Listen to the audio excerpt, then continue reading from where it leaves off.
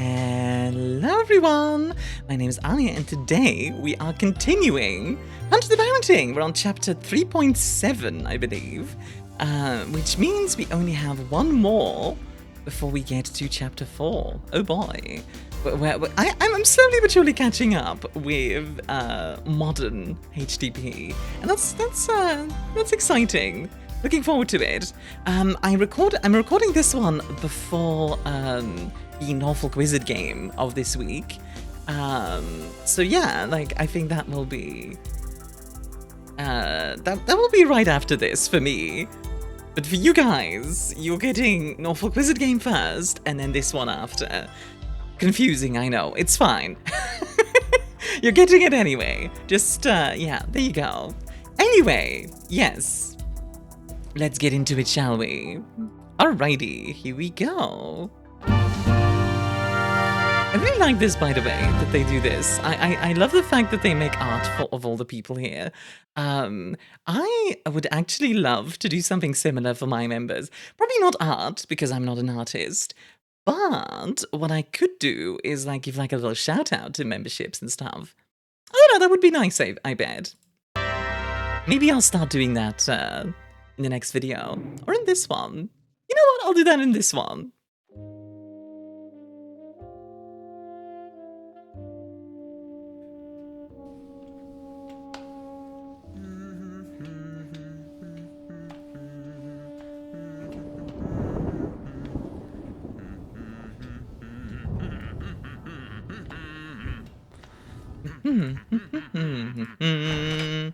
Family, I am returned. Ah, Sadie. Welcome home. Status report. Oh, mate, I just got some scones out of the oven here. Ooh, bread. Just about to get mopping while they sit. As for the others, Door's out in the thicket testing those big guns.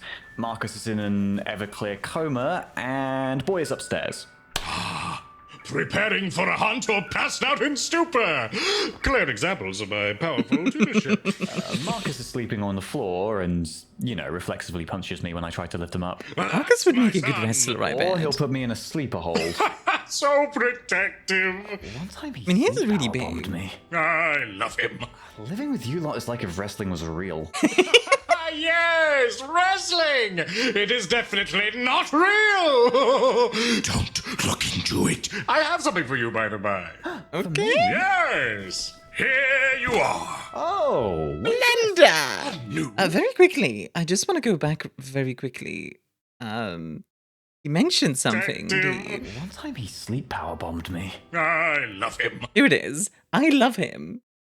I don't think he's ever said "I love you" or like even a compliment to Marcus when Marcus is actually around. When Marcus is around, he tends to get like he tends to get like criticized by D quite a bit instead. And I think that's a very interesting detail, and probably very intentional on the part of the writers. Because yeah, D loves Marcus, but is very bad at showing it to Marcus, and Marcus does not see it, which is part of why the whole like conflict between them is like such a problem. It's a failure to communicate fundamentally, and hey, it's not easy. But honestly, I do love this. I mean, I feel like I keep talking about like Marcus and D in every single video, but it is the main conflict in the series, right? So I'm really curious if it's gonna work out. I think it will. I feel like Marcus and D are both kind of insane, but also kind of adult enough to eventually work it out. I wonder if it would be D or Marcus first to like work it out though. Probably Marcus, because D is very stubborn. Living with you lot is like if wrestling was real. Yes, wrestling! Wrestling! It is definitely not real! Don't look into it. I have something for you, by the by. For me? Yes! Here you are. Oh! A new blender! Oh! Have an goodness Eldritch gracious, blender. Thank you. You're welcome. Oh, this one looks complex. This must have been a fortune. Where'd you steal it? Steal? Come now! I bought it! That's a first. At the 99p store! Yeah, as you do. You what? Yep! It doesn't feel 99p. They don't call me the Duke of Discounts for nothing! You told me they called you that in prison. Yes, prison? and many cigarettes had to be and skulls broken into my for hours! Well, that is horrifying. At least bad people? Well, that is horrifying, but also very interesting. Dee was in prison at one point, and the question is, was that in Bangladesh, like when he marked that police chief, or some other time? Like, when did he end up in prison? Interesting. Most of them. Right, won't pry anymore, but this blender! Wow! Wow! What do all these buttons do? There are like 15 of them. Wow! They don't have any markers on them. They're all just blank? I am sure they blend things. 15 different blank Why buttons. are all the blades shaped like a biblically accurate ophonym? No clue, but it sure gives new meaning to the term That's the way you cutting look at edge. Actually, the entire blender looks kind of low resolution. Okay, sorry, that makes no sense. I mean, it's an object, but it just looking at it, it looks kind of blurry and undefined somehow. You know, it kind of looks like an hourglass. Now that I look at it a bit more. Like, the fact that it's, like, tapering off in the middle like that makes me think hourglass. Maybe it has some kind of power over space and time. Stop complaining about the blender. I'll have to do a night Oh, to time travel? Oh no, I'm sorry. I don't mean to complain. I hope we don't get time travel, Wait, because that would be Yes. in the 99p confusing, shop, to say the Yes. least. I suppose you get what you pay for. Yes, the fucking Oh. Ah, yes, the fruits of humanity, son-in-law! A multiverse of purees, now in the palm of your hand! I'm gonna presume that those purees are Gargo's stuff. Dee, you might not want to eat, like, Pendex food. I cannot wait to see what glorious omelet you might cook in this. Can't wait. We'll get to blending when we, get back from the chapter house. Chapter house? Speaking of, Dawes restored the wall, filled the trap hole. Was that mentioned mined the before? field. I don't think Ever so. a troubleshooter, that door! The way things are going, everything will be patched up in time for the chapter house trip. Can't wait to leave our HQ for a bit, even if it's for Yarmouth. What are we doing in the chapter house, I Eager wonder? to get back in the field? Also, chapter house of More the opposite. Arcana, I presume? Being chased through my house by a bloodthirsty beast has had me a bit on edge. Honesty valid. Being here where it occurred is kind of uncontrollably anxiety-inducing. Super understandable, and also one of those things where, like, I think it's very easy sometimes to overlook the very human nature of hunters, right? Because sometimes it's like this. Oh yeah, Call of Duty, Rambo kind of view that you can have, where you just end up like, oh, I just shoot a monster, like no problem, but. Kitten went through some generally, like, scary stuff in the pewter episode, so... Yeah, it doesn't surprise me that he's, like, incredibly anxious about being alone in this house. Ah, yes. I forgot you're less acclimated to the lifestyle. Is it possible to acclimate to almost being killed in your own home? It's a gradual process. That's One of the kind of amazing and also moderately horrifying things about humanity is that we can get used to almost anything. Like, there's a very interesting like state of being that we get into where like the world could literally explode, right? But as long as you can find a new normal, people can kind of just keep going.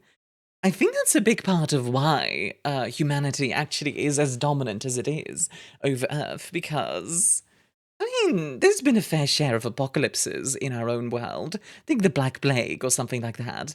And humanity just keeps going. So yeah. Hold no worry. You'll find that sleeping in the blood of your enemies is fantastic for your mental health. I don't know about that Those one. bloodstains in the cellar have actually had me tossing and turning quite a bit. What, like the Vitae? Wait, it didn't dry up? That's some really potent Vitae. The life of a hunter has little comfort to offer, I fear. But I give you my word. So long as we are under this roof, I will do all in my power to protect you. Well, that is very sweet. That's assuring, Sadi. Thank you. Since the bobbies didn't do any cleaning, maybe you could help me rinse those stains out? Pressure washer time! I was thinking mop? This is wicked Vitae we're talking about, and the pressure washer's already loaded with holy water! Why did you load the Instead, pressure washer with holy water? Also, what religion? Because knowing D, he might have just been like, we got some Catholic, and I don't know, do Protestant... I don't know if Protestants do holy water, but I could absolutely see him just being like, all right, time to mix all of these different denominations together, just to see which one works the best. Woodshed. Why is it in the A woodshed? blend of Why did multiple you Protestant denominations. Why? I won't have the Norfolk police adulterate my Sophian holy water Oh! with their post-Nicene grease! Okay, interesting. Sophian holy water. So, hold on. Sophian refers to... oh god, it's been a while. Let's see. Christendom, Sophian... I think that's Gnosticism. Right? I think so. And Gnosticism is like a Greek version of early Christianity, which was around, I want to say around the turn of the millennium, like around 0 AD, roughly speaking. Was it late? No, actually, it was more like 100 AD, something like that. Post-Nicene is referring to the, what is it? The Nicaea Conference, I think it's called. Was it the conference? I don't remember. No, council. The Council of Nicaea, which was all about like...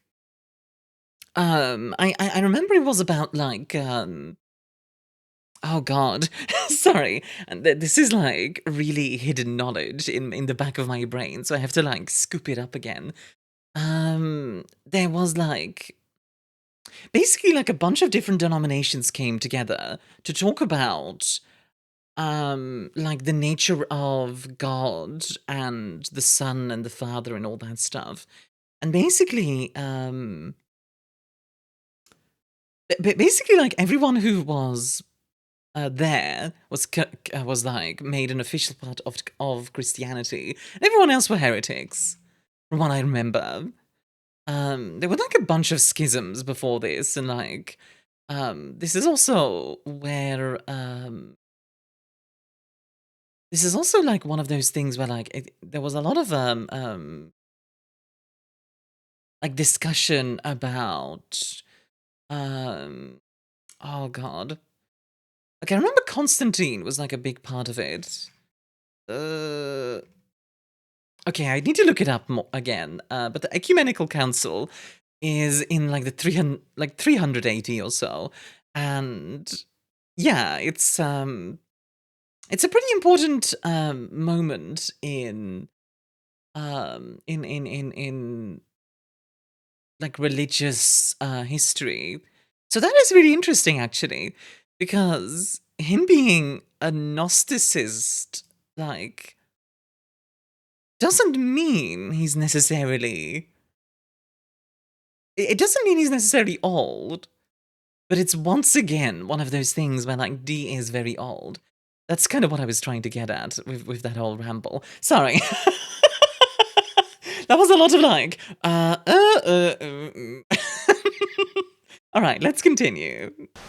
My mind is limited in what it can figure. Yeah, same. Actually, speaking of bobbies, before we collapsed on the carpet, Marcus mentioned something. Oh, about Do you Chapman? have contacts within the local police force or Yeah. something? Oh, he met Well, with we're gonna that talk about young ghouls. guy, did he? I guess. He met an officer who claimed to be working with you. Same who was at the well station. Another hunter, it seemed. Yes, he's What's the this officer who background, by the way? interrogated us. He's also a new friend of mine. Okay. He's been covering things up Was for this us. made in It's probably Gmod? why we ought to return to the house so soon. Goodness. That's great, actually. It is. So, if you see him around, be only marginally worried. He's an ally. I never thought you'd make friends with a cop, huh? And I never thought they'd let me back into the Holy See! Now, Washer time! Right, good. Might be something worth mentioning to Boy. He is, a bit paranoid as of late. Smell that. Smells consecrated. What does consecration yes, and smell boy, that's not too surprising. I'm a tad worried. He hasn't slept soundly since the Piotr thing, and especially for an 11-year-old, that's quite bad. That is Yes, true. the 11-year-old mind does need its 3 hours of daily rest, unlike the adult brain. I'm sorry, what? D, sweetheart, can you As not? of late, he's been madly rambling about horse. Yeah, that makes sense. I am aware. I think his lack of sleep mixed with the absinthe he's been chugging to and fro has led him to believe that horse is a vampire or a demon or something. Vampire demon, a That Venom. rapscallion. I Venom? remember sneaking into my grandfather's wine stash as a lad. I mean, it is quite normal. Also, for yeah, a newly absinthe awakened for an hunter to 11-year-old. experience delusional nadirs. The boy was better primed than most. He is only an 11-year-old man. His world has surely collapsed in on itself. It will take time for him to find himself in this new paradigm, but that does not mean we cannot help him find his way. I mean, I would hope so, honestly. Boy is one of my favorite characters. He seems incredibly interesting to me. And I did see that apparently chapter 3.8 is all about Boy, and I'm like, ooh, that's fun. So I'm excited to see, I'm really excited to see where his character develops, because he can go in a lot of ways, and I just get the feeling that he might end up being, imbued, or even like a mage. Oh yeah? How? At some point, Moratorium anyway. time! No more drinking! Oh, thank That's God. good. Psychedelics and cigars only! That's not much better. But it is better. Arguably? The last argument of my life. Checkmate! I'm gonna be honest, if you let your 11-year-old smoke, no, that is not better. Not even arguably. It's just not. Go, pressure water, get!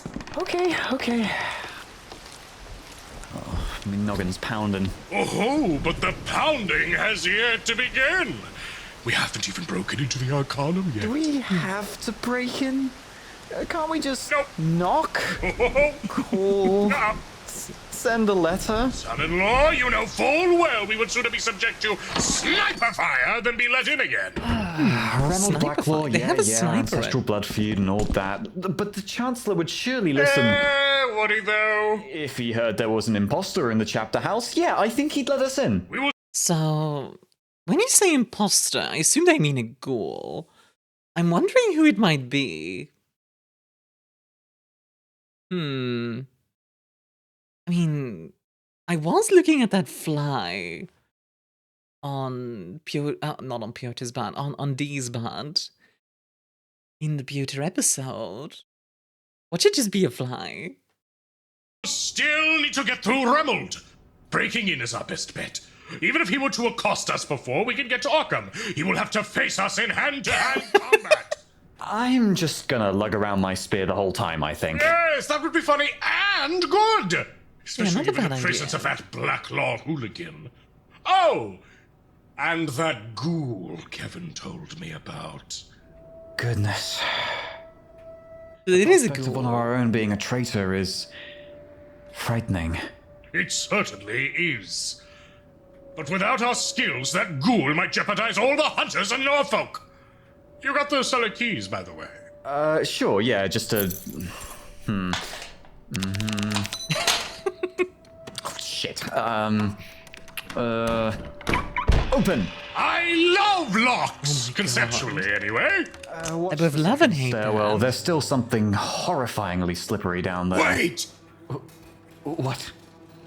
Hear that? I have to say, before we go on, I just really like how they did the backgrounds. I will probably take some inspiration from this, because I quite like the idea of, like, you do a low poly 3D environment, then blur it a bunch, and you focus on the main subjects here, and that works really well for visuals. Oh, something large. Bloody hell, we got rats again? Oh, that's one large rat. Oh no, we've got to hide all me old scones. Caution, dear lad. Caution? You do remember what we talked about, right? About vampires and their helpers not bound by the night. Yeah? Our corners and our walls might be subject to their rule. Caution, dear lad. This could be a ghoul. Oh. Okay, interesting. I mean, really? Are you serious? I do not delegate poetic. If it's a larger ghoul, maybe like, I mean, I guess a rat is possible. Rats can grow quite big, but like, could be a dog or a cat as well. Cats especially seem very useful for ghouls because, like, well, they're very nimble, they can get into a lot of places, and most people quite like cats, so you could probably, like, infiltrate places. if Winds to necessary. mere jest, son-in-law. This is now a hunt. Oh, If it is a fly, by the way, not this specific ghoul that we're hunting, but if it is a fly in the chapter house, then oh boy, they are never gonna find that. goodness gracious. We can't possibly locate it like this. We'll scrounge forth the tools necessary to destroy this noxious beast. Oh, we have to kill it? Come, we must get the is a ear ghoul. trumpet. Trumpet? For listening through the walls? Of course. Quickly and quietly. It should be in the random shit vault. Ah, yes. The old stilt storage. That's the spice. Tactical retreat! Oh boy. Random stuff vault. Classic. Sir, we've only hope you briefly like talked on this. ghouls in the past. I wonder if it's done in Blender. Delicious amulet. Can we talk a bit more in depth on them as a quarry? Ooh. Yeah, let's talk ghouls. Would you put it like that? How could I not? I'd actually been meaning to, Ghouls are one of my favorite. have something secret and highly creatures. sensitive to divulge to you and only you. Oh, Certainly. The ear trumpet should be with the ear muffs and the ear vacuum and the ear jar, wherever those are. Not the ear jar. Whilst we look, let us get some ghoulish gossip going. Right. Would you mind if I wrote stuff down? That is certainly a better use of your time. Leave the trumpet sleuthing to me. okay. Let's see what he has to say. I'll see if I can add something Just going to through my it. old notes on ghouls here. Blank body serfs. Mortals grown addicted to blank body ichor. Correct. They serve their masters with impassioned devotion.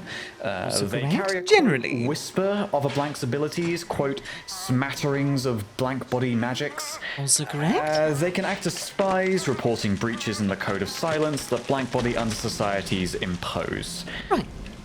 That's all I've got. Canny summation of the ghoul vassal, if I do say so myself. It's pretty correct. It could definitely be expanded upon because not every ghoul likes working for their sire. Generally, ghouls can like fall in love, see them as parents, or like even just like if it's a knight, for example, being ghouled by a vampire queen or something. then that ghoul might see the vampire queen as just like my liege, that sort of thing. But depending on how ghouls are treated, some are quite resentful, they're very they might have a great distaste for their position and would try to get out of it if they could. But like the bog, your brain yearns for more to haplessly sink into its depths. For sure, sink away. You could liken me to the Norfolk Broads. What? Oh, wasn't expecting such Who's the Norfolk vulgar humor out of you, Broads? son-in-law. You what? Oh, location. You know, I like Norfolk's the wetlands. Shooting grows ever deeper, ever more moist. Get out! Quickly! Quickly, you'll sink! All right. What I'm trying to say is, Buried in the I've been in it for a flesh. bit now, and I do try to follow your example with practical learning. But I love theory. You do. I cannot get away from the fact that I love theory. True! So I just want to pick your brain a bit. It might help us with spying some clues that can help us spot the ghoul easier. Your wisdom is vast. Allow me to rip my brain forth and present it to you, warts and all. Yeah. You have I don't like the idea of a officially watered brain. Cool school, dear student. And your first lesson? Well, I'll let you plan your own curriculum, so we avoid another letting the vampires drink each other for power scenario. Marcus would love to do that too. Yeah. Talk about that. I mean, quite frankly, Dee, I still think that in that scenario, you were incredibly irresponsible and should have been there to ensure Marcus didn't do anything like that. That is not Marcus's fault, that is your fault, and I will stay with that. Ooh, I found my old humor extractor. Right, grand. Oh, I just realized Kitten has that type of the 4 different colors pen. Those were always really nice. So then, I have a first subject just laying out the basics. Topic 1. How is a ghoul created and what is their role? How is a ghoul created, and what is their role? For our purposes, a ghoul is simply a living thing that has drank vampire blood. Yep, correct. That's it? What about the whole blood slave angle? A Yeah, ghoul that's is not a necessarily- serf, nor even a regular vitae drinker. What's more, the word is actually something of a slur in origin. Okay, I didn't know it was a slur. We're referring to them by a slur name, Suddy? Yes, and there's several different kinds of hells, too. That's true. The term A little bit of an explanation on the several different kinds of hells. Most hells people end up in the world of darkness are kind of like subconscious. They create their own hell and live in it. Think like Silent Hill or Signalis kind of type of hell. ghoul stems from the imbalanced power dynamic between them and their domitors. A vast gulf hewn out by the vampiric elite. Whilst derisive, it is the standardized term for non-vampiric vitae drinkers, even among the more progressive of their kind. And so far, I've never heard a ghoul use any other moniker. In our ignorance, I suppose we'll have to settle for it? Things will change once we mass evaporate enough of the vampire elite. I assure you. But I'd still assume a ghoul has a particular role in vampiric society, yeah? You framed them as the vamp's eyes and ears during the day, helping prevent the truth of their existence from being discovered. So that is one role, but definitely a lot of ghouls are also just butlers or general servants. La Sombra, for example, might end up having a few ghouls, which, by the way, they would hate, but they might end up having a few ghouls to just help them, like, get dressed in the morning. Oh, well, the evening. Stuff like that. Ghouls can really be anything. They could be a pet, a lover, just in general. It can get very depraved very quickly. I mean, we are talking about, effectively, total control over somebody else with really very few limits, which, considering vampires are predators, can get very icky very quickly. It's true of many ghouls, but not all. They're the servant class of the vampires. Greater than us kind in their estimations, but still decidedly subordinate and inferior. As such, they can perform many menial tasks for their dormitors. Spies, guardians, butlers, custodians.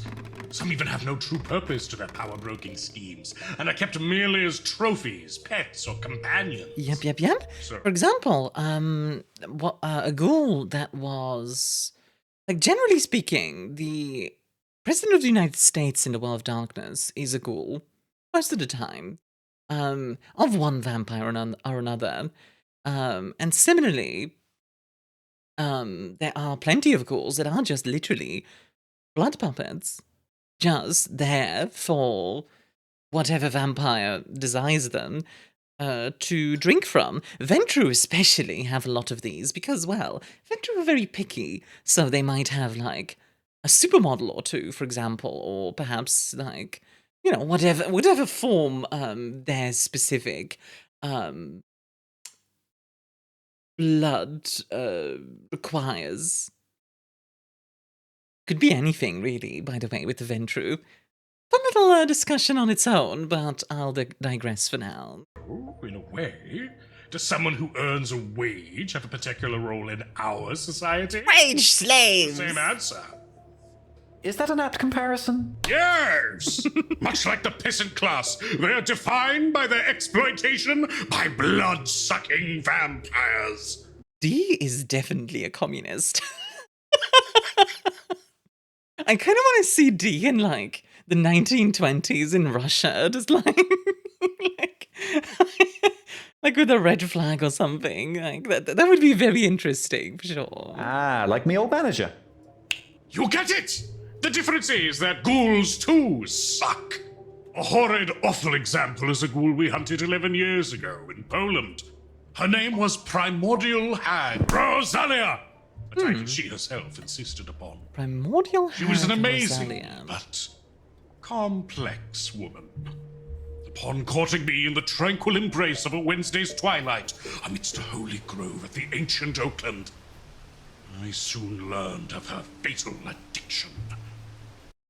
That's interesting. A Wednesday's twilight amidst a holy grove of the ancient Oakland in Poland could be related to the pagan rituals of that country, obviously. Poland, and notably the Baltic states, were some of the last places in Europe that still had pagan traditions before the Teutonic Order came around and tried to stomp them out. That's also kind of the origin of Poland-Lithuania, which you might have heard of, the Commonwealth. She, the faithful serf of a vampire wizard, one we had tracked through the slow stilling of the local pulse, Right. was the perfect embodiment of the normative thrall rule.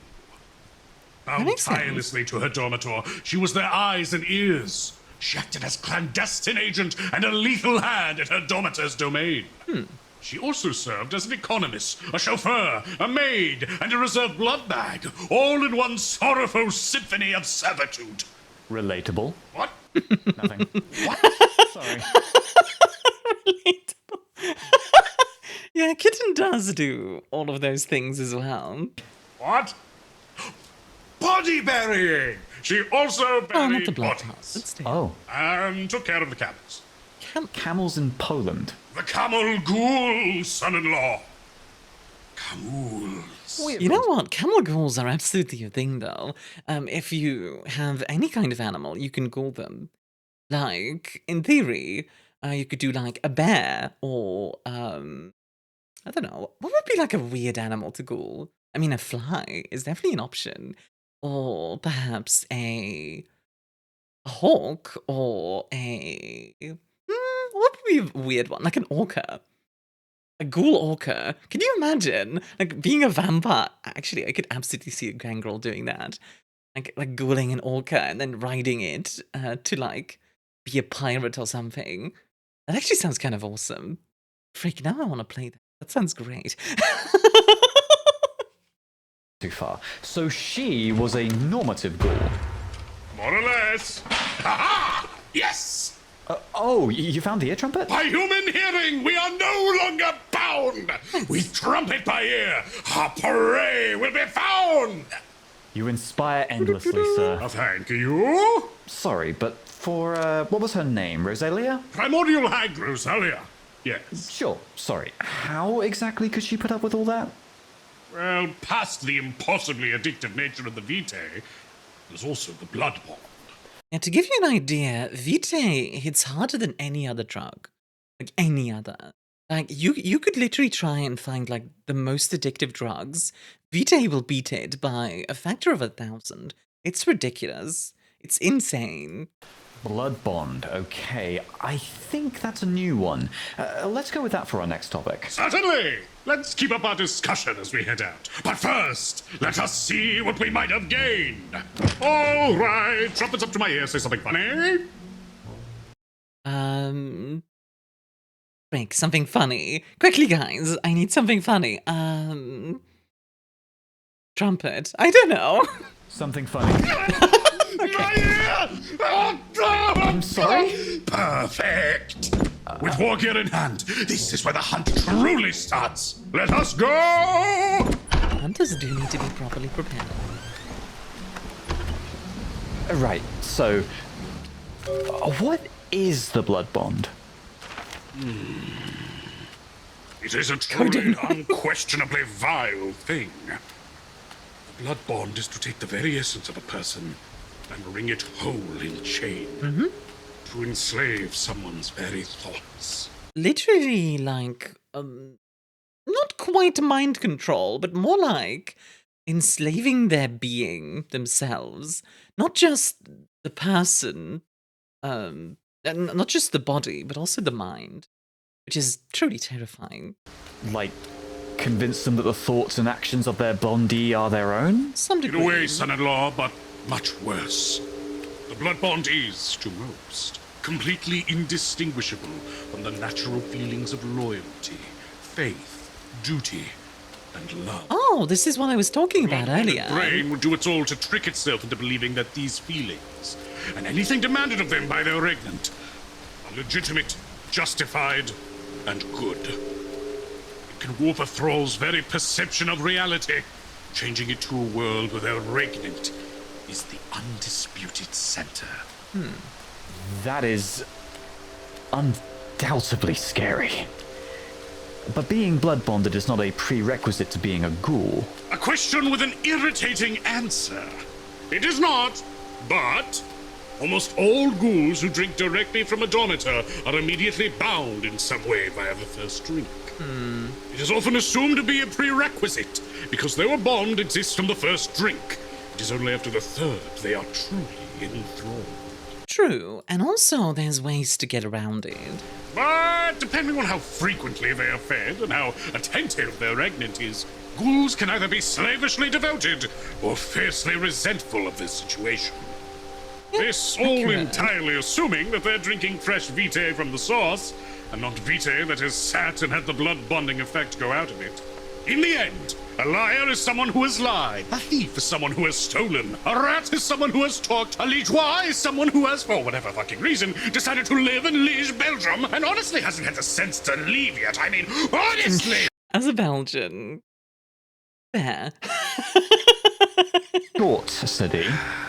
And a ghoul is someone who has drunk vampiric vitae.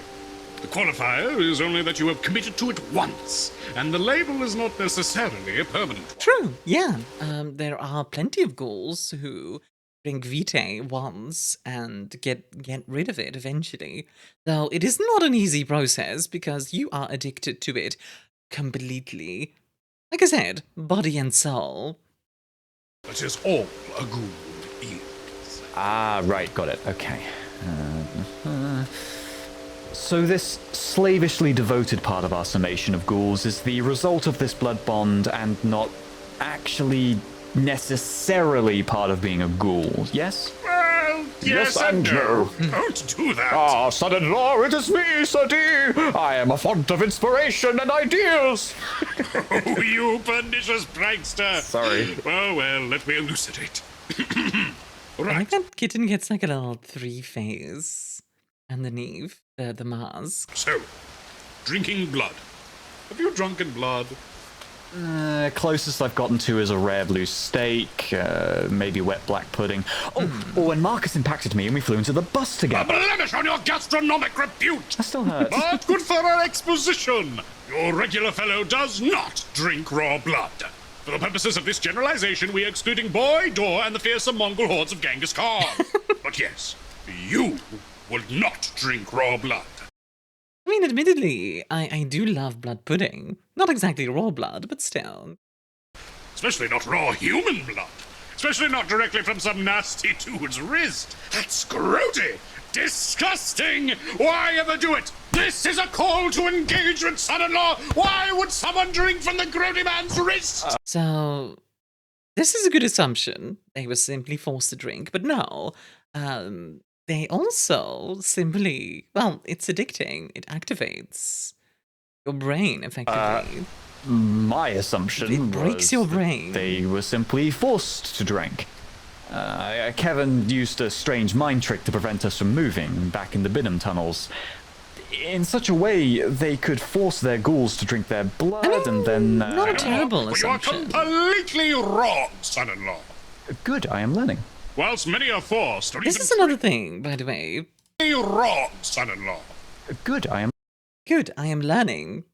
That is such an interesting, different perspective than Marcus. Marcus needs to be correct for his own, like, ego, right? If Marcus isn't correct, then he kind of wobbles a little bit.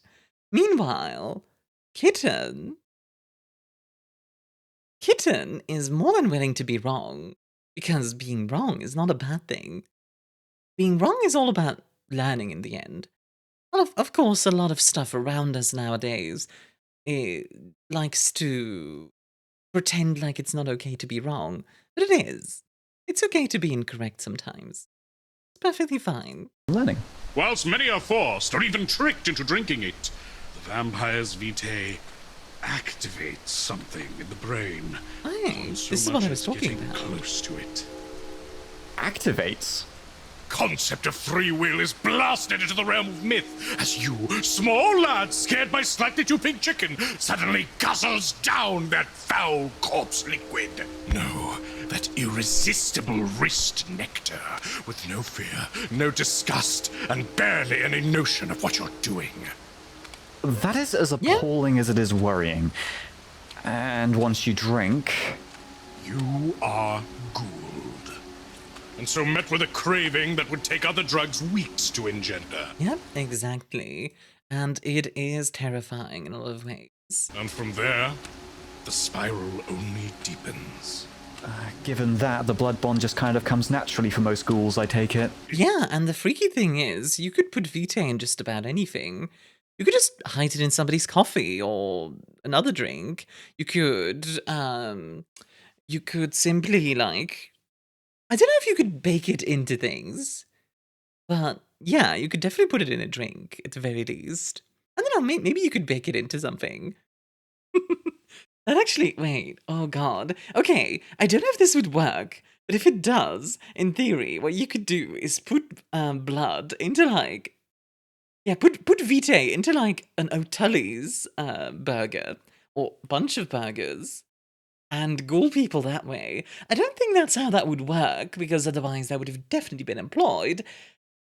But that's a scary idea that I might play with a little bit. Does. We have both the incredibly addictive vitae in of itself, eating like no other barbiturate. Then there is the blood bond. There's another thing here, by the way. D is once again using barbiturate, which is a very old-timey term for drugs. Which materializes the more someone drinks of the same vampire's vitae. As I heard it from Rosalia, she drank 3 separate times on 3 different occasions, 24-something hours between each drink. After that, the bond took a complete stranglehold. Yep, that sounds about right. And much like her, that is when a ghoul becomes their Domitor's retainer, basically. Their trusted retainer, at the least. Even if they were originally unwilling, like Rosalia was. time. They are now both addicted and bound to the will and vitae of the vampire, overwhelmed by an uncontrollable feeling of loyalty and desire for their heinous master. You know, something I don't know, actually. If a ghoul is addicted to vitae, right, and bound to the will of a certain vampire, I also wonder if, like, if another vampire starts giving day. Oh wait, that's what happened with Chapman, wasn't it? Yeah. That's what happened with Chapman. Like, Chapman started drinking from Kevin instead. And now, is bloodbound to Kevin rather than to the Regent. Okay. That slavish devotion to the vitae comes in two for many, or just in one for some. The ability to mess with the brain like that. The thing that makes us. Yeah. You can just imagine the breadth of power fantasies enacted by those vampires willing to abuse it. Enslave your past bully, enslave your working staff, enslave your desired lover. Yeah. That is beyond horror. Not just enslave your desired lover, but also make her love you. That's a big part of it as well. Like a sort of messed up Stockholm syndrome. And yes, very much so, the worst aspects of sexuality come into play here. And it is gross, and it is meant to be. World of Darkness is dark in every sense of the word, and you can absolutely do some horrible things with ghouls. However, some ghouls are treated quite nicely as well. It's not all doom and gloom. Then again, they're still addicted to vitae, so it's not the best. But this is silver lining at least. Oh yes, but believe you me, it gets far worse. Really? Oh, goodness. But not yet! The rat awaits, child! Rat! We'll have to pace ourselves like we're out pubbing in Great Gonna go Yarmouth! hunt. So, spot of tea followed by a crack injection? Crack injection? You don't inject! Yeah, you don't inject crack. What are you talking Tell me, about? You believe Yarmouth is fundamentally broken on some spiritual level? Yeah. Yeah, you can thank Pentex for that. Somehow probably. connect with the 99p stores and the mini golf courses? Oh my god, Pentex runs 99p stores and mini golf courses in Yarmouth. Oh, I am sure. The masters of these accursed places must be hunted down! The clubhead, the groundkeeper, all bound for annihilation, much like the British royalty! Oh, Queen Victoria, you'll rue that day yet! Queen Victoria is a vampire, I believe, in World of Darkness, so that tracks. Fairly sure Queen Victoria is dead. I'm sure you are, but I'm not convinced. Well, before we get back to the hunt, let me ask. Are there vampires who never actually blood bond their ghouls? Before we go into blood bonding ghouls, really quickly, I want to expand a little bit on Queen Victoria. I remember Queen Victoria has some stuff to do with the founding of the technocracy as well, where like basically they got together and were like, all right, we're gonna all like let's all get together and we wanna we're mages and we wanna like work with you, Queen Victoria, to like take over the world, right? Because you are Empire never sets on the sun of him. Yeah, yes, Empire never sets on the sun. I'm sticking with that. God dang it. Anyway, yes, Empire never sets on the sun. And then Queen Victoria basically, like, I believe, like kind of took over as leader of the technocracy. At least at first. I think she ended up becoming a vampire eventually. That, or she might still be around in wizard form in some way. I need to do some research on her. I don't remember off the top of my head. Certainly. I've known vampires who refuse the blood bond out of principle, True. but still feed vitae to their ghouls. They need only be careful. So not all ghouls are blood bonded, but all who are blood bonded are ghouls. Yep. Yes! Except vampires. Well, vampire ghouls are, for our purposes, technically... Yeah, sort of. But it would many times come across as immensely derogatory to call a vampire a ghoul. Vampire ghouls would be vampires that drink vitae, which, yeah, technically, like, you know, obviously there's diablerists, which we have already encountered in the form of Piotr, but also just more in general, you can blood bind another vampire. That's the pyramid. That's what Kevin has talked about before. Because it's a slur? It's more that it's an immediate turning of their social order, placing one of the kindred in the same position as their slaves. So, what? According to those who structure power in their societies, a vampire cannot be a ghoul by definition? Yes! And it's not a definition we have to use. Their definition is formed and enforced by societal standards, traditions, and their hierarchical order. So, if you want to insult a high-flown vampire wizard, defy them and insist upon calling them a ghoul. Just don't let them touch you. Oh, we are really getting stuck in now. But look, while we're talking terms, I have a new topic. Very good! But before that, Oh, right, the hunt, sorry. my augmented ear must ascertain the creature's current location. What are you... I'm listening for movements through the wall. Isn't it from the trickier to listen outside? through the house's exterior wall than doing it through the walls inside? I hear it! I guess not. Wait. I think this rat has 8 legs? 8 legs? What poor freak has invaded our home? I don't... What if it's just 2 of them, though?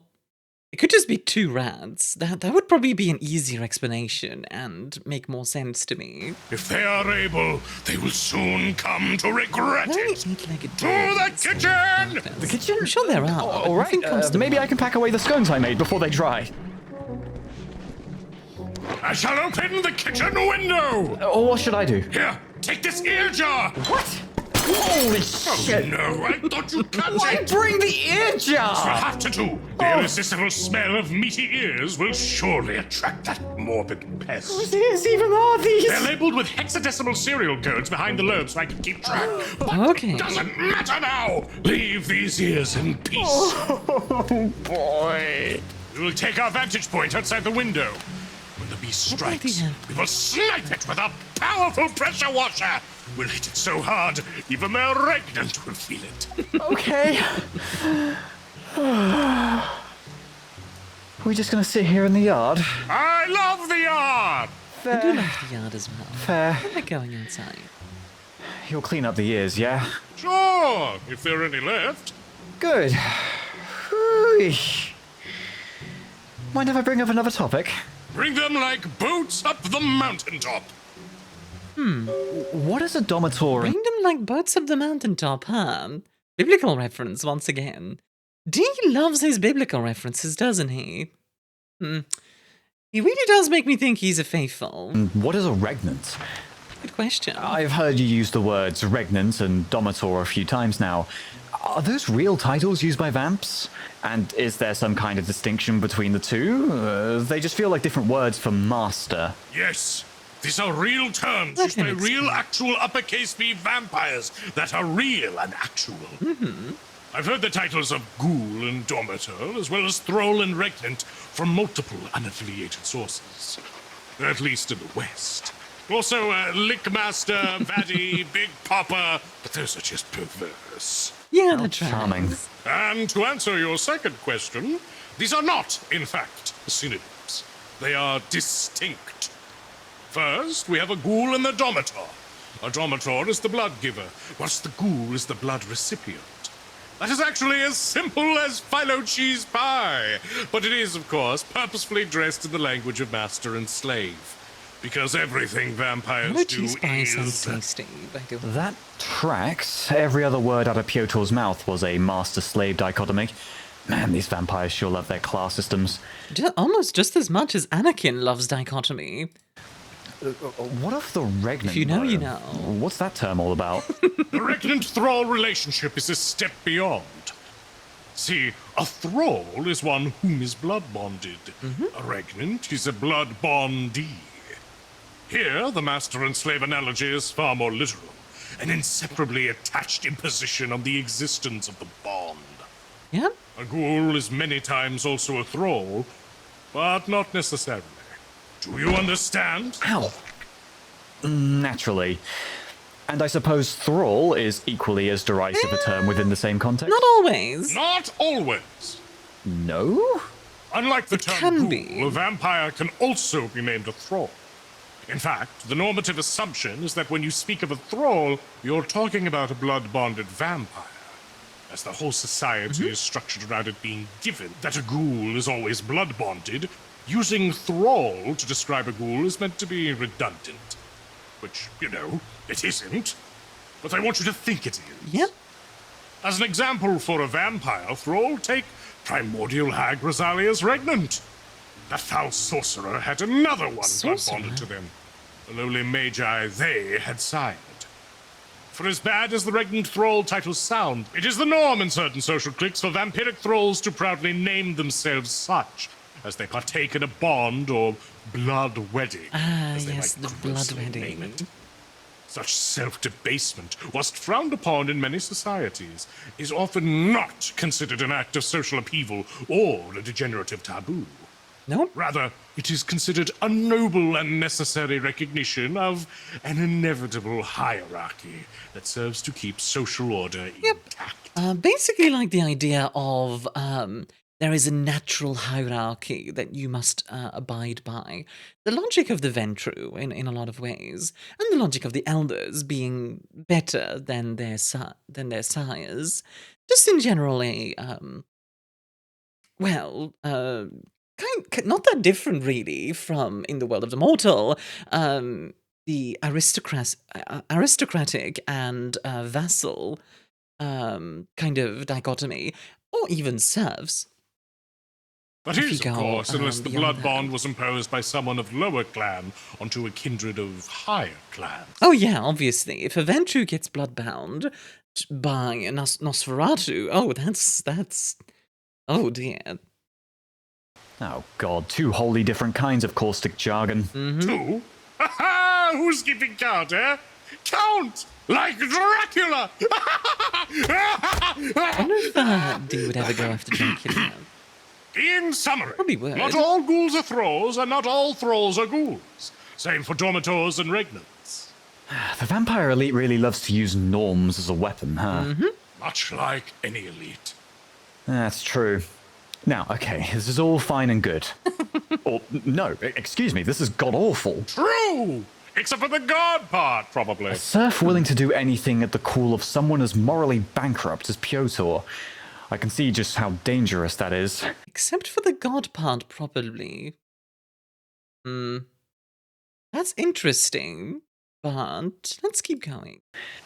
And there is no limit to how many ghouls or bonds a vampire can have Not either? really. The only limit lies in how much vitae a vampire can give. Yeah, in theory, if a vampire can keep drinking, then I think they can just keep producing more vitae. I don't remember if there's like a specific cap on how much vitae you can produce in a given day, but in theory, if you just have enough blood bags, then you're fine, yeah. Goodness gracious. But as I understand it, that's still not even as bad as it gets, yeah? Oh! No. One of the ways that people get a lot of ghouls, by the way, is simply by thralling a few vampires and having them do the blood bonding. Like actually, once again, like a pyramid, or more aptly perhaps as like a king and his vassals. No,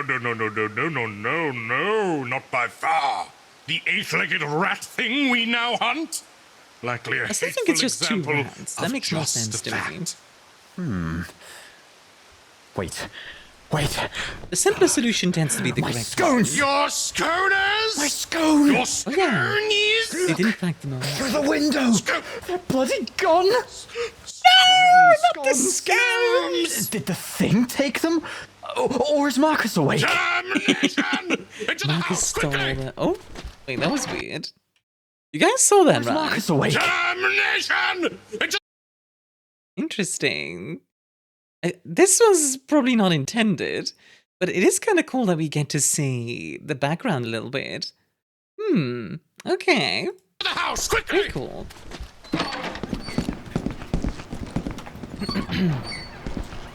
Marcus? Marcus, have you eaten 20 scones at one sitting again? No response. Dora's out firing guns and has been in a ration-type mood all week. And boy does not eat bread or British food. Sir, look! A trail. It leads out onto the pool deck through the window. Should we follow it? Yes. Oh god, my scone! We've been sconed! Quickly, but quietly. Open the door out into the deck. Be wary. We do not know what this creature is capable of. Right. Blimey, that reminds me. Ghoul powers. There's the matter of the smattering of vampire magics that you mentioned. They gain a whisper of their master's powers. What does that entail exactly? I will not lie, dear boy. I will not lie. But I will get entirely within your personal space, okay? What I'm about to divulge is of the utmost sensitivity and confidentiality. You, I can trust with it. But the others, not quite yet. Have faith that I will tell them when the time is right, and not a second sooner. Understand me, dear boy? Okay. Interesting. But I will first point out the scone trail.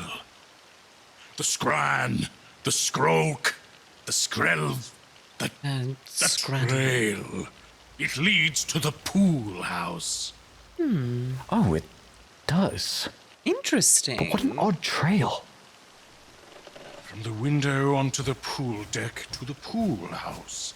Scran, the scone snatcher, was following the very edge of the deck, pressed against the house walls, until it ducked beneath the deck table, then sprinted into the pool house.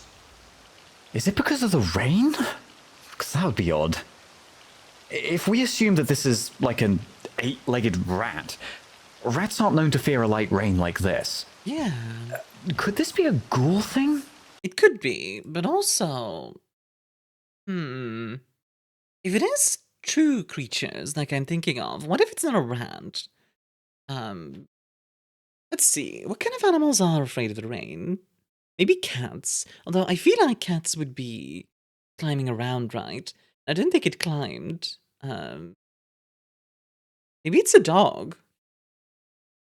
Maybe it's like 2 dogs. That could be an option. I do think it's a wolf, because, well, for one, wolves would probably fight rather than do anything like that. What else could it be? Not going to be any kind of bird. I'm going to go with 2 dogs. Ghouls can inherit flaws from their master or develop new idiosyncrasies. But I've never heard of a fear of rain. Yeah, seems more like have something better that would move be quickly. ingrained already. Right. I'll open the door. It's not going to be a husky, because they love the rain and or snow. Oh, goodness! What a bloodbath! Or perhaps a bread bath? My scones! My fine home-baked scones! Ripped apart like the common 99p loaf! I'm so sorry, son-in-law. We should never be a victim in the fight against evil. I wanted to treat the arcanum to my family's scone recipe again. Hold a moment. The creature could still be here. What? There's an easy way to figure that out. No, wait. Pressure washer! I'm sorry, did it just like Itself recoil? all over the woods. Oh, the pool house and the deck stains all patchy, and Oh god, a plank snapped! Son-in-law, look. What? Son-in-law! Look closer. Oh. It wasn't visible under the deck stain. But now that it's been blasted away and I have to repaint it again... Focus. Sorry. These are claw marks. But they're only here, and they've left almost like small craters behind them. Interesting. Can you suss out what happened? Oh shit. There's a small dent on the roof right above. Did they Yeah, jump up onto the roof from here? that is definitely Can possible. they do that? Tell you. Going back to my cat idea now, because, like, going up onto the roof is something that a cat would do. About just that. Sure, but Oh, but we had claw What if it can marks. hear us? You wouldn't see claw marks Move with out a and go to cat. Door's workshop. Given our findings, going back to it seems Dog. to not like rain. It's likely hiding by the chimney. Or perhaps even in the attic. okay. It's an option. We'll go get one of the ladders. Let's go.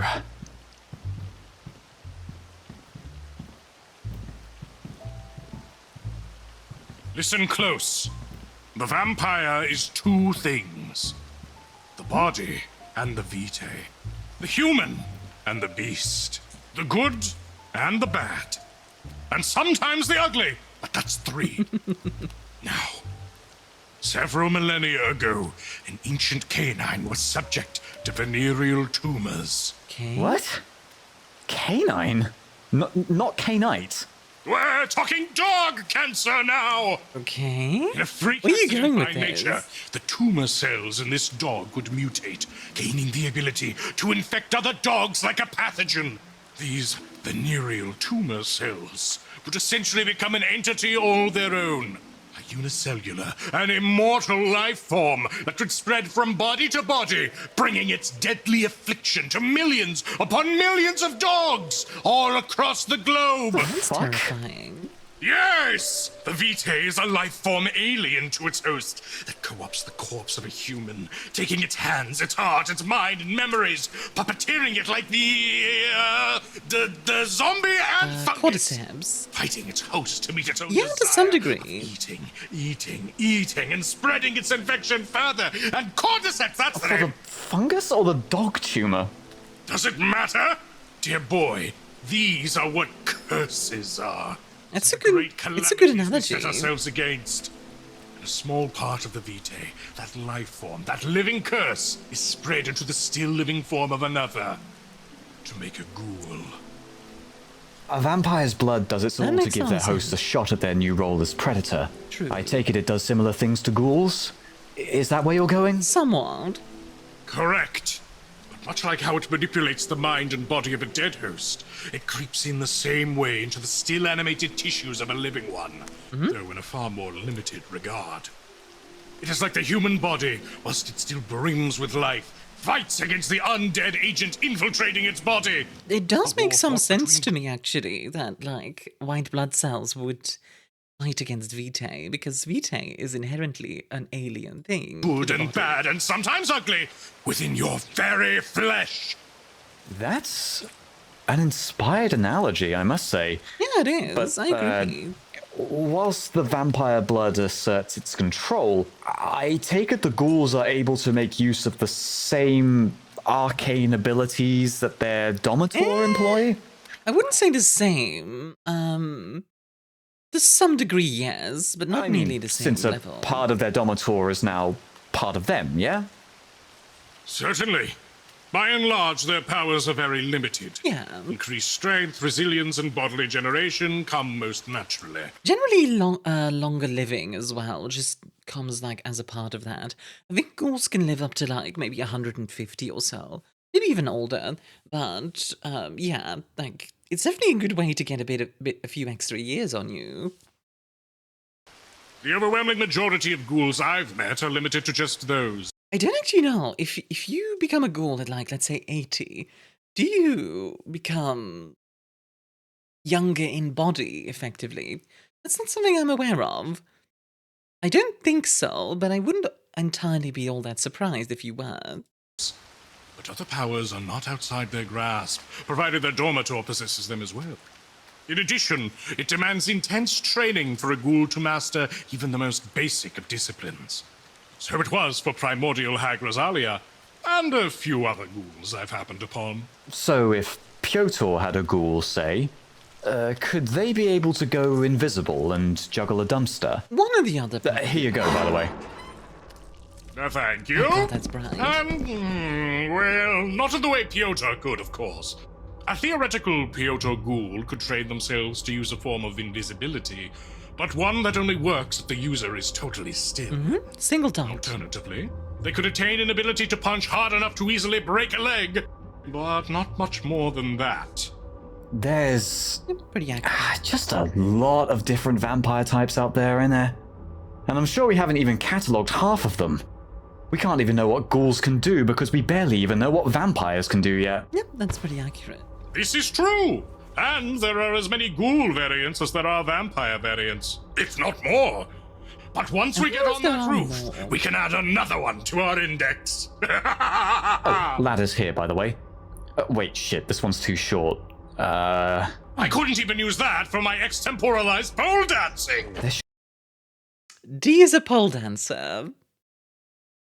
Why am I not surprised? Should be another one here somewhere. Oh, here. Wait, this one's also too small. There's a wooden ladder in Horse's house, right? Yeah. Yeah, alright, we'll go get that one, I suppose. I could have sworn we had a bigger one in here. Whoa, horse time! Horse time. In regards Yay. to this one, like as far as they go, I mean, ghoul variants.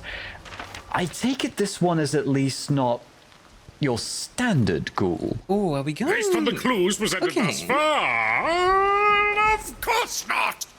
Since there's a lot of variables Probably an involved, animal. what do you reckon this ghoul could be? Some type of fell muck-wielding ghoul empowered by their Domitor? Or an ultra-slick, nigh-invisible skulker? That is possible. Let me lay some groundwork. Starting off, there is of course natural variance from ghoul to ghoul, depending on who their dormitory is. The thralled ghoul is the thing that the vampiric elite would list as the only legitimate kind of ghoul. Yeah. But for as much as I make fun of the blue-blooded vampire snobs, I too think this next ghoul variant is a dangerous thing to talk openly Oh, are we about. talking independence? This is another important factoid that I bestow upon you in confidentiality, I son-in-law. hope we do. And that variant is? The independent. Yeah. Independent? Like, the Curious to see what he non-thrall variety? says about this. Is that not better in every way? It certainly is, let me be clear. Independent ghouls are good. I wish independence for every ghoul out there, before they liberate themselves from the Vitae entirely. Bam. To much of vampiric high society, however, they are living, walking masquerade breaches. Also very true. Do not act in accordance with their norms and traditions, and thus are treated worse than even the half-blooded daywalkers. Oh. Ah, yeah. It's the first time we talked about daywalkers, I think, in Hunt of the Parenting.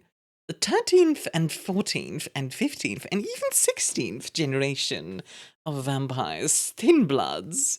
You find some of them in Vampire the Bloodlines, Vampire the Masquerade Bloodlines, at one point, and I find them a very interesting lot. Yeah, they are very much considered a portent of Gehenna by much of vampire society. Daywalkers. I quite pitied the daywalker we hunted. Nothing like Piotr or Kevin in a lot of them. You had mentioned they are severely oppressed in vampiric society. Are you saying independent ghouls are even worse off? Without a doubt. Yeah. They're often despised among the kindred elite and blood hunted all over the world. These creatures are meant to be on a leash, after all. A masterless hound that can unwittingly destroy an entire society cannot be allowed on the street. Yep, correct. And so, independents usually work in secret, actually with more progressive vampires, or those that are also under the big boot, like the Daywalkers. So how do That is pretty you on point. work as an independent ghoul? Well, again, there are many ways. Often they have multiple different donors, getting vitae where they can find it, but always being wary of the blood bond. That's essentially it. Outside of that, you're independent. You can do whatever. Okay. That was all pretty true. Like I said, I with don't this think I primal have much screen to add to therapy that. again. So. Ugh, Crackers. neighbors. Holy shit!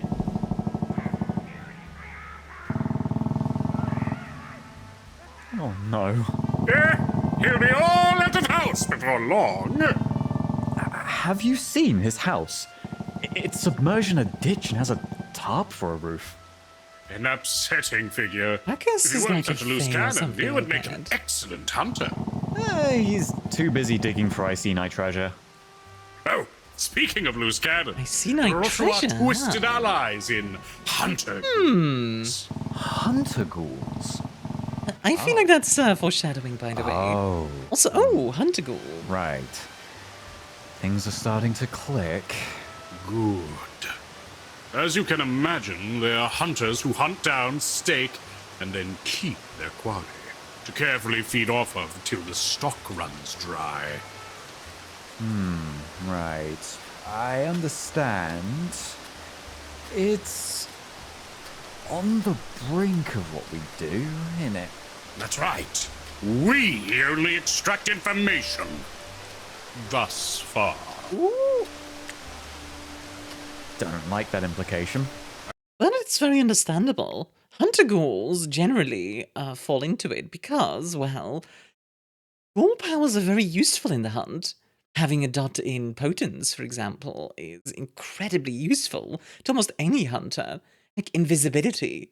Just being able to, like, dodge a vampire or a werewolf is incredibly useful as well. So, yeah, ghoul powers are invaluable to a hunter, very tempting.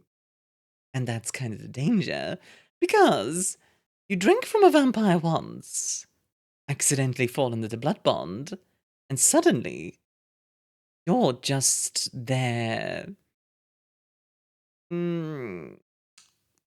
hitman, effectively.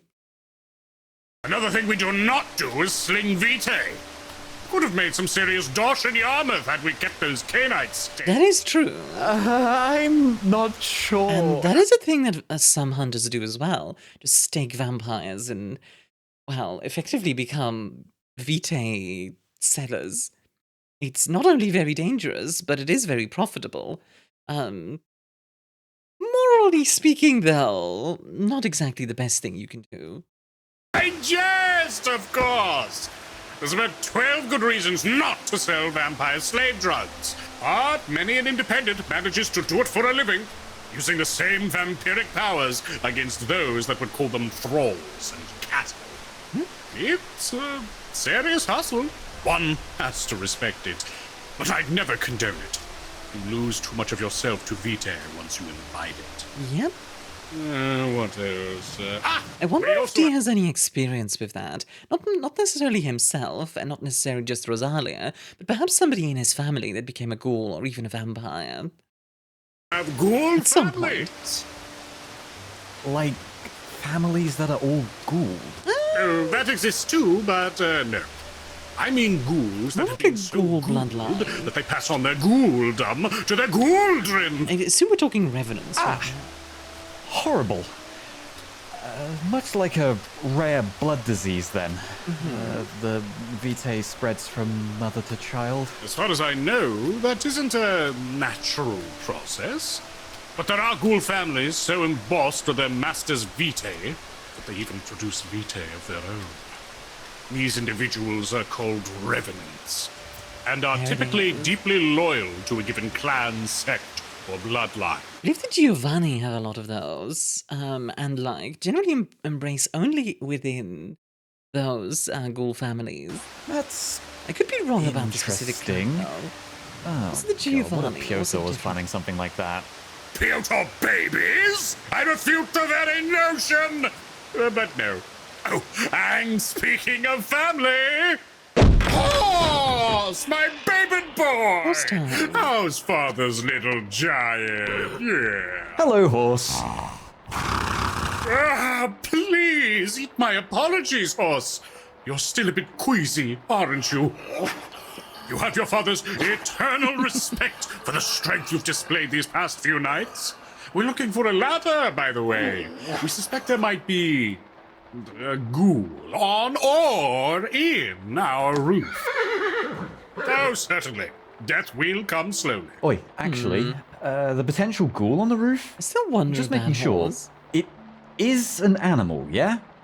Should You be, had yeah. already mentioned animal ghouls previously. Of course! Animal ghouls are limited in what they can do, but immensely versatile. Imagine a peregrine falcon acting as your eyes. Imagine a rhinoceros as a mount. Imagine giving a dog the power of a gorilla. Imagine giving a gorilla the power of a double gorilla. Imagine a whale. I don't know how that works, but just think about whales for a second.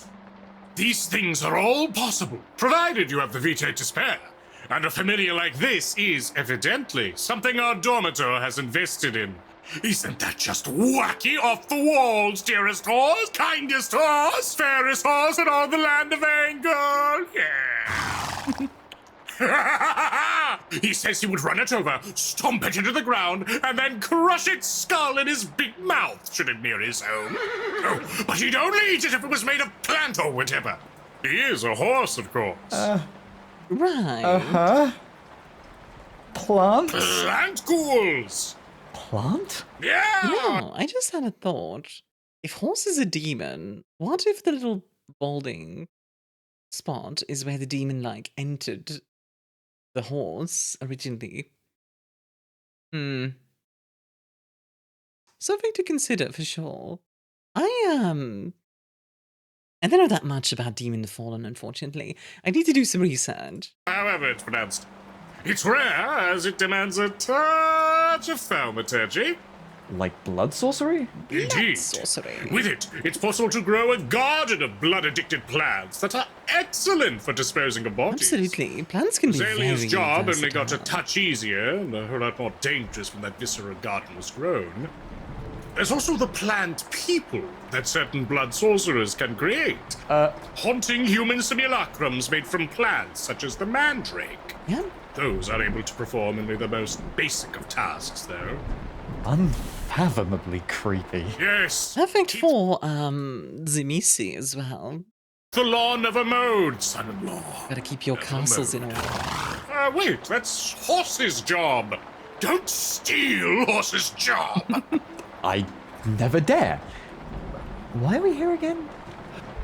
Oh, that's right. Ladder. Over here. Oh, God. It's also too small. Are we too big? I swear, where is the bloody ceiling ladder? I know we had it in the workshop before. The tall one? Yes. Ah, that's right. I put that one in the chimney. You what? Do not put ladders in the chimney. Oh my god. Well, That's I so have to see where the dangerous. secret chimney door in my room went. What? What? Yeah, there's like Okay, a secret that's just the door in the thing. chimney wall in my room. Actually, it leads all the way up to the roof. It does? Yes. Oh, how could I have forgotten? Heck? Okay. Let's go climb the chimney. Holy shit, what is going on? Bye, horse. I'll come back with dinner in just a bit. Secret door, chimney ladder. Oh god, just ignore it for now. Just ignore it. Just ignore it. Poor kitten. You know, with all this in mind, with how the ghouls are made, I really can't get in the headspace of someone who'd do any of this. It's gross, immoral, senseless, all kinds of bad words. There are not enough bad words in the world's collated lexicon for the true depths of evil that can be inflicted on mankind by the worst of these slavers. Pretty accurate. Really? And these true depths of evil? Oh boy. What do they entail? I will not linger on this for long, as these things are...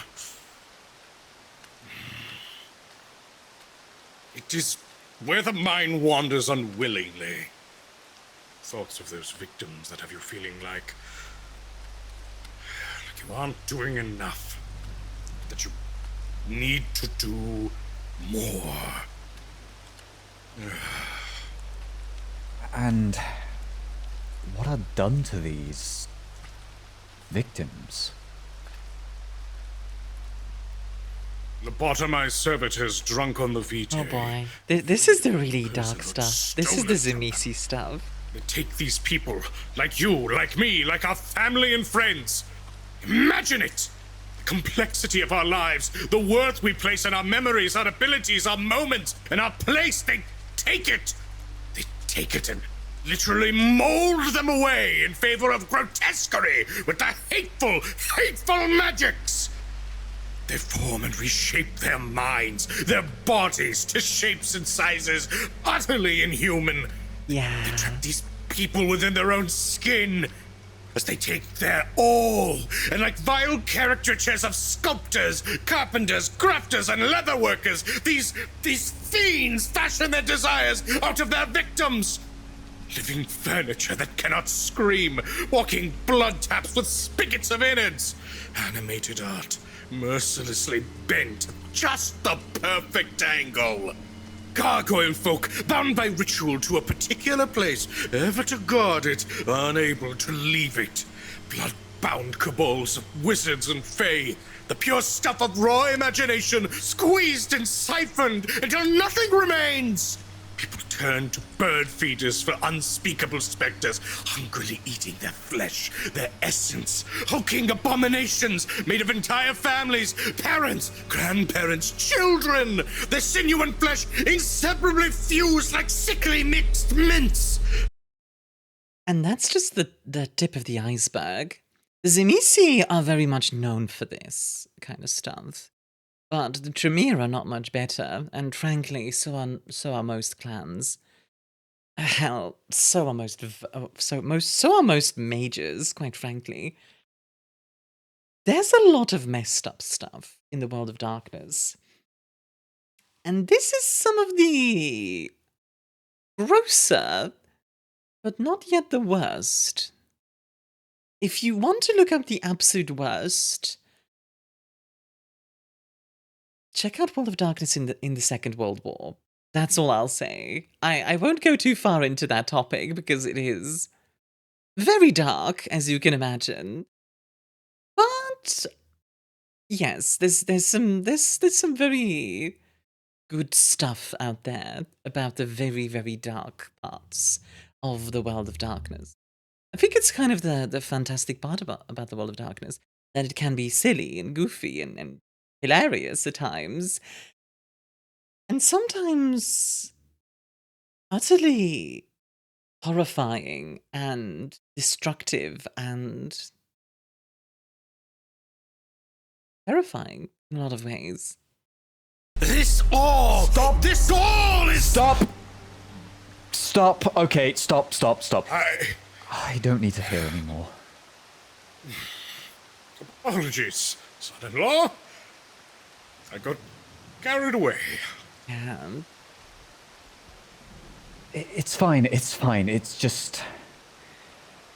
I don't like this at all. It makes me want to... This all makes me want to... Do more. Yeah. I want to save this person. In the chapter house, I mean. Whoever it is. They deserve better. We won't save just them. We will save them all. So, what should we do once we find this poor thing in our house? Kill it, probably. Really? I'm sorry, son-in-law. But it would That be is best to save generally this the best poor way to animal go from about its it, misery. That is how we save them? But wait, what about the ghoul in the chapter house? Are we going to kill them? No! Not necessarily. Not necessarily?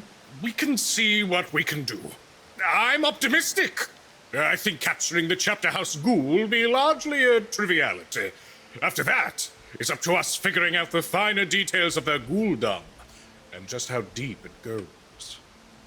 The going theory is that the ghoul infiltrator is one of the people already inside the Arcanum chapter house, and no secret person X, no animal, and no bloody plant. Was that right? Yes, skipping some details, what Kevin gave me was the following. Allow me to paraphrase. This is something the status quo vampire big shots would not want hunters to know. They have ghouls all across East Anglia, serving as the backbone of their information network. This allows them to expand the borders of their domain, line their pieces up in the war effort, and most importantly, to get at something. Something that, as of now, remains unknown. Oh boy. Notice that in that little paraphrasing, it wasn't specified what kind of ghoul it is. Sure, Chapman is obviously a human and a more normative ghoul. But if you want ghouls in a lot of places, a fly, you could literally have a fly on the wall. And if it dies, then, oh well, you can find more. And the amount of vitae it requires is minimal. It's kind of perfect. Heck, with enough flies, you could probably do sort of real-time, almost 3D projection of an environment. Like a LiDAR scanner of sorts. I don't know how good fly ears are, but eyes... They have ghouls in several organizations, and as Kevin listed them off by name, that is when he mentioned the Arcanum as one of the afflicted orgs. I think it makes quite a lot of sense for a high-ranking vampire to want a ghoul within the Arcanum, to make sure they can redact any research that comes a bit too close to breaching their... masquerade. Yes, and by that logic, this ghoul has to be fairly new, given that we never discovered them whilst in the Arcanum's employ. Is that a certainty, Sadi? I find that very uncertain. One of my primary duties while on staff was guarding against such infiltration. Well, sure, But if you seek more compelling proof, you'll note our scholarship on the vampiric was never redacted whilst we were there. Why would it be, though? The best kind of spies are the type that you don't really have... You know, you don't let them just do their job. Most double agents in, say, the CIA or the KGB or any kind of group like that, when they are turned, they just get to do their job. Just now and then they have to tell their employers, their real employers, about it. If you're curious why I know about that, it's because I wanted to be part of the CIA as a kid. Never ended up joining, but I was very interested in spy stuff like that. I still am, to some degree. I find all that very, very interesting. And in general, if you want information, don't make them act differently. Don't draw attention. Simply have their eyes and ears open. If they, for whatever reason, couldn't get rid of our scholarship whilst we were members, Could the ghoul have been involved in getting us banned from the Arcanum? Possible. That would have been easy. Remember, Blacklaw had been lobbying for our ban don't think since it's the day we necessary, came, after though. all.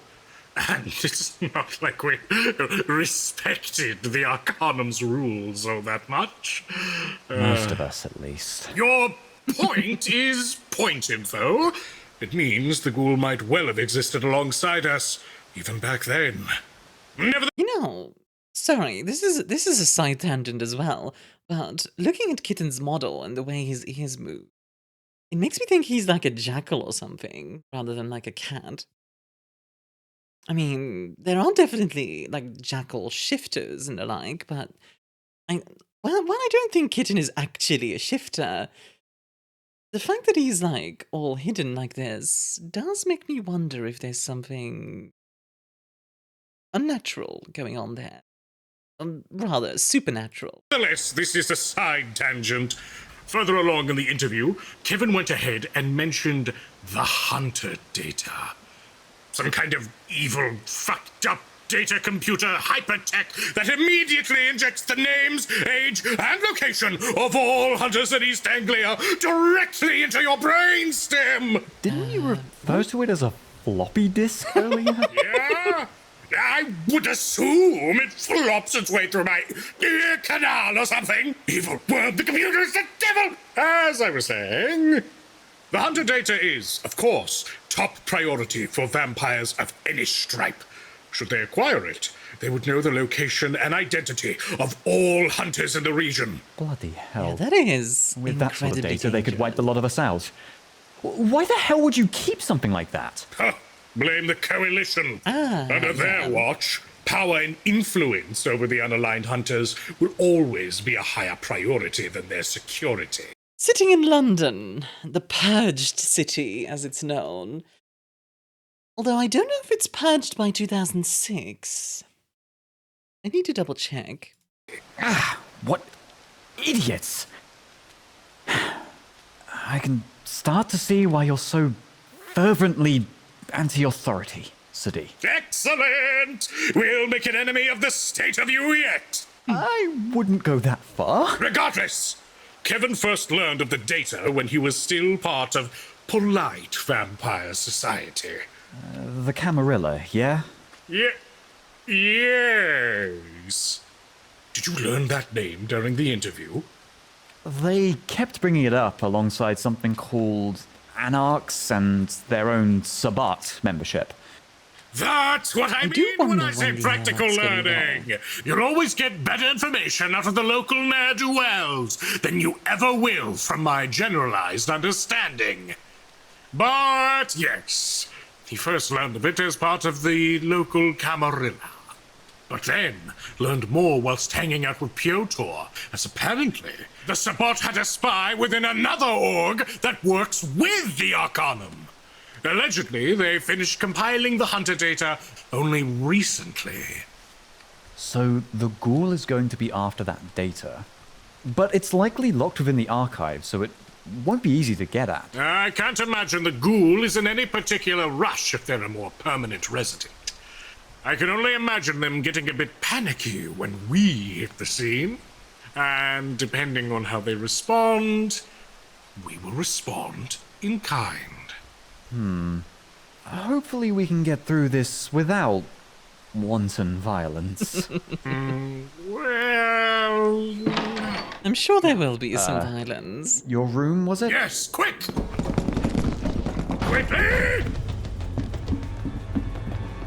Yes, quick!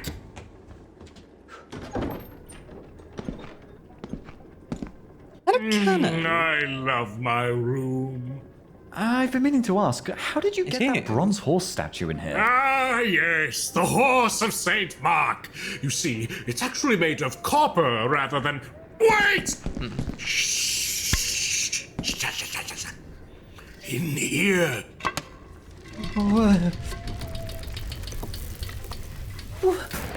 Sir, this... How have I never seen this? Well, that's wild. Also, isn't it dangerous to put a ladder in a chimney? Oh, what? We only burn evidence behind Horse's house anyhow. Now, quiet! Let us head up.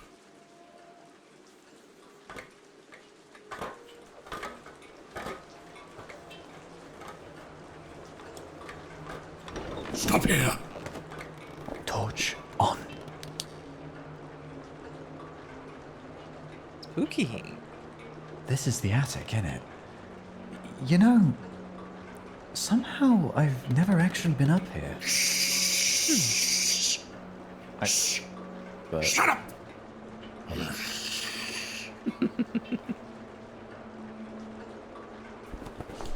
Pressure washer attack!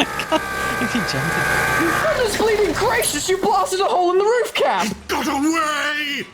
Damn it! Oh no, rain's leaking in. Crawled into the walls! Oh god, insurance won't cover this. Do not divest your attention in such worldly things, son-in-law!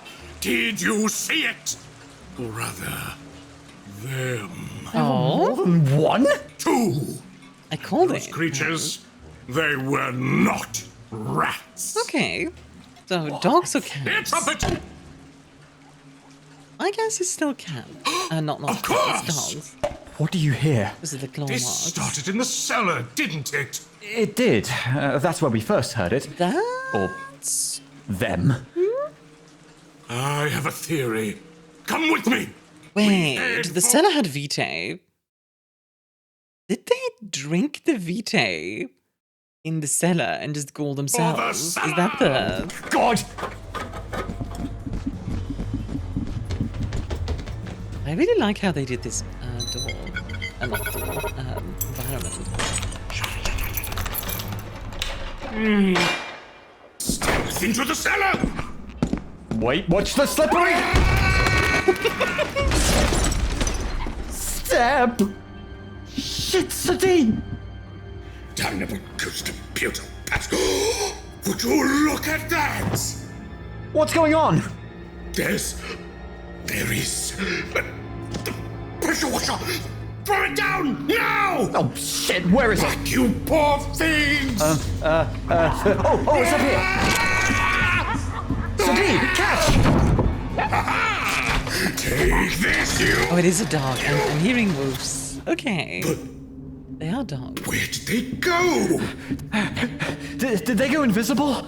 No, Yeah, they I ran had, like, away at yipping. great speed before I could shoot. Pretty sure they're dogs. They could leap at us from any corner. Shit! Sadie, Gasps in idea. blast the roof with the pressure washer. The roof?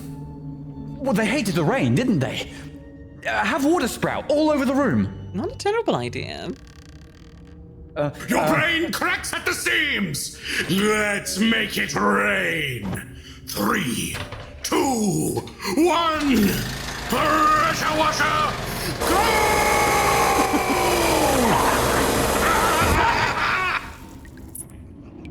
There, from the big pipe in the ceiling. They're leaping down!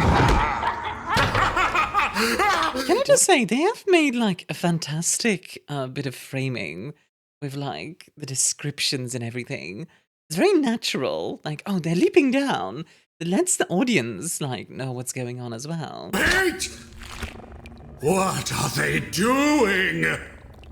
They're drinking the floor blood? All it. No, oh no! They're drinking ape's blood! Oh god! Ah! The clouds explains have that. cleared. These creatures have ghouled themselves. Is that even possible? I'm so confused. That explains. This is That a explains highly it. Yeah. unlikely scenario. A vampire's blood usually dusts after only a short while. True. But Ape was young enough that his vitae remained for longer than usual. But even so, I would have figured the potency of the leftover vitae would have gone by now. Yet it seems it was potent enough to have its effects last until today. Poor things. They look miserable. These creatures. I have never seen anything so pathetic in my life. Well, they're certainly not rats. Are they not? Well, no, they're dogs. They're clearly dogs. Greyhounds. Don't be so sure! What? They have drank the blood of the ape boy. Sometimes ghouls can suffer immediate consequences for their imbibement of a particular vampire's vitae. Pains and curses can come both mentally and physically. That is true. Look at these beasts. Abnormal, spindly legs, balding, spotty hide, curved abnormal backs, ears like skin flaps, eyes too big for their skulls, snaggled teeth, and this constant nervous shivering when not snout deep, necks unnaturally bent, lapping at that accursed spill. They suffer a goulash of mutations, carried from the drinking of the already highly volatile and beastly blood of the ape. Sir D, these are clearly just normal greyhounds. There's nothing normal about these goblinoids. Greyhound owners say the same thing. Not be so easily deceived. They could be in-stretched rats, predatory muntjacks, or, of course, ghouled fey creatures. We are in too deep. Look at these gremlin beasts. They shame themselves. Gremlins? No longer suited for the courts of the dreaming. You're being mean somehow. Sadly, we must kill them. Sir. If we pour epoxy into the vitae, we Oh my a god. rudimentary glue trap. No. Perhaps an asbestos bomb is in order? No. Fine. They are rather cute from a certain angle. The fact that you're so willing to little kill these two creatures. dogs drops my Therefore, I will estimation of simply you. and humanely snap at We should take responsibility. it! Is that not what I'm doing? We owe these poor animals more than this. I hate this as much as you, son-in-law, but this is mercy. It is dangerous to keep them alive, To some degree, Not but they only could to also be us, useful. but to themselves. Why? Why? Have I not elaborated enough on the why this evening? You have incensed me, son-in-law. Do not interfere. Sir! You haven't really gotten to the why Yeah, yet. not really. Not really. But I think I know what it is. It's about your children. It's about Marcus. Yep, there it is. As inquisitive as ever. Just before you do anything to these dogs, answer this. Why are you keeping diablerie and now the mechanics of ghouling a secret? I suppose I did want to tell you. So I will. I wish you to aid me in preventing Marcus from learning certain truths. Truths these creatures epitomize. Okay. That's what I figured. For the time being, at least, it must be kept sequestered. Because you're afraid that You know Marcus that will ghoul ghouls can himself. gain the powers of their dormitor. A fraction of it, but enough to make the ghoul stronger, faster, age far slower, and gain access to vampiric magics. Well, in the chapter house, we will, without doubt, be dealing with an abnormal ghoul, much like these. How abnormal? I cannot say. But their dormitor and regnant, as I have learned, is one of the most powerful vampires in Norfolk. Hold on. You were saying they were going to be a normal vampire, not normal ghoul, weren't they? I'm not entirely convinced by this, D.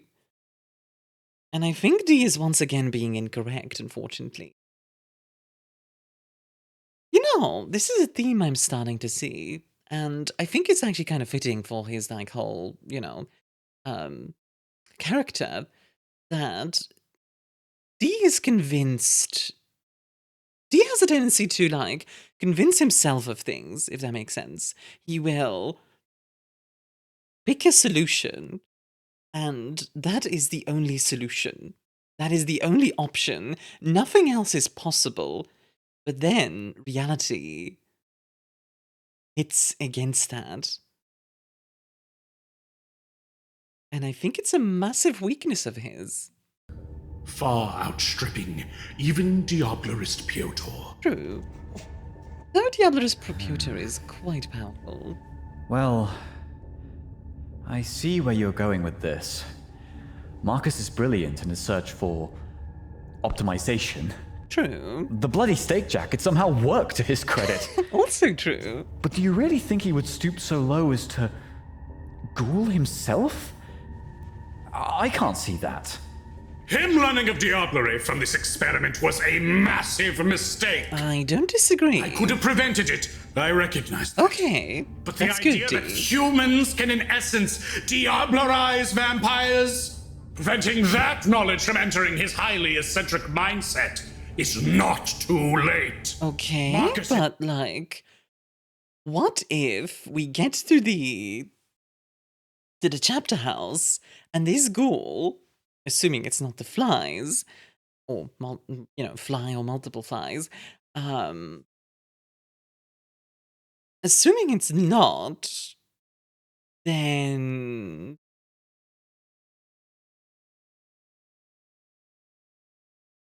what then? Like, honestly, like D is assuming that this very powerful ghoul is not going to fight back in it all. Is willful, brash, arrogant, and stubborn. True. If he believes he can master vampire vitae without falling prey to its wiles, he will do it. And should he try, he will fail. I'll be frank. I mean, If it's you not believe these wrong. risks are that great, couldn't you just teach him about these dangers before he comes across them himself? Also true. Marcus never lets danger stop him, even at the cost of a functioning brain. Just like his father. Hey, stop squirming! Stop rotating! Then why let him You know, I know D and Marcus are considered father and son, but has that ever been confirmed? There's definitely an option that like D looks at Marcus and is scared of Marcus making mistakes that D has made in the past, but it's also just Marcus having a different father would be interesting for sure. hunt? If this information can be stumbled upon when hunting like this, why allow Marcus to carry out interrogations and, hell, even experiments on our quarry? If you really think it's that serious, why are you ever allowing him this kind of freedom? It is not a matter of allowing him. He has chosen this path, as all my children who hunt have. And I am proud of him for it. In time, I shall shape Marcus into a hunter much like myself. I cannot deny that Marcus is already immensely powerful, and in sheer headstrong determination almost surpasses me. But in his pursuits, he hurts himself. Even if he is sat down and taught the risks of, say, imbibing vampire vitae, would he really listen? I think he would. Honestly, I think really so do. too. At least talking to him would be worth a try. You might not have noticed, but It would be very good, I think, for D and Marcus to just sit down, have a real conversation. Not about, like, vampire stuff. Nothing like that. Just sit down, have a conversation, just air out all the dirty laundry. That is what they really need. Not like they're keeping secrets from each other for whatever reason, but just listen to each other for a bit. And not necessarily fix all of those things, but just try, you know? he sees vampires, what they can do, their power, and yearns for such power himself. Every hunter does. He cannot help it. I can fully relate. Almost any hunter can. But that kind of power will damn him. And why would he care if it damns him? His damnation could save thousands. He thinks he can overcome such a curse and balance the scales, but that's hubris. And Marcus has yet to comprehend the true reality of damnation. Only once he discerns it for himself can he know the cost of that path. I was hoping that, given the freedom to face them of his own accord, he would learn. But so far, he instead places blame on me for not serving theory to him, mushed up on a plate. Okay. All right. I think that's unfair to Marcus. I really do think that last one. feel That last line is unfair to Marcus, in my opinion, because while I think it's like the concerns are genuine, the fact that Marcus wants to learn theory is not a bad thing. It's good to learn the basics before you just get plunged into the deep end. Like, yeah, sure, I can learn to swim without an instructor, but instructor sure helps, you know what I mean? you might be underestimating Marcus. It is your privilege to believe that. If whatever Kevin told you is true, then Marcus is already likely to see a person that he knows as a ghoul, potentially Assuming pulling it's a whatever tricks person. they've got up their sleeves when cornered. If it is so, I hope that, in itself, is the lesson that will get through to him. Beyond that, I do not think the ghoul possesses the time, will, or forethought to use any disciplines they may have in a constructive or terribly impressive fashion. Hi. Hopefully, this subject will be irrelevant. Why do you think that? I mean, what will happen if the ghoul does fight back proper? When the ghoul is found out, either through being starved into admission, or maybe even busted by Occam and his solar sorcery, Solar sorcery. they That's an interesting thing. I don't think I've heard of solar sorcery before, but presumably, sorcery. I mean, sorcery can be all kinds of stuff, so maybe there's some rituals that allows you to use, like, sun powers. might scramble and try to fight back. If they do, we will do what we do best. Pummel them into submission before they can act. And if they're smart enough to use their powers constructively, what then? Well, there are a few things we can know with certainty about our ghoul. These will be our red truths, drenched in the blood of Kevin himself. Our ghoul's Dormitor and Regnant is the Tremere Regent of East Anglia. Yeah. She's an immensely powerful blood sorcerer and is able to use a wide variety of disciplines.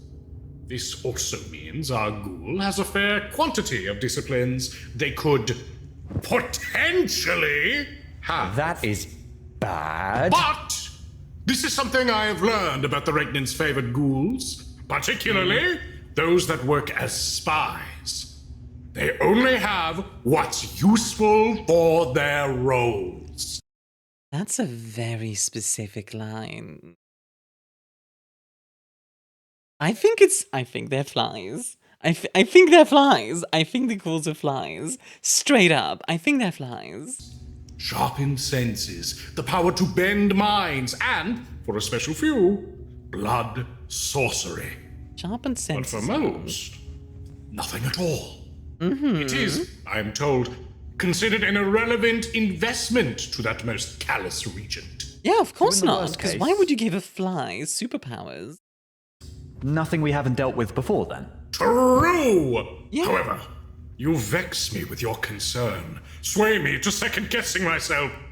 It is possible they have been granted another tool.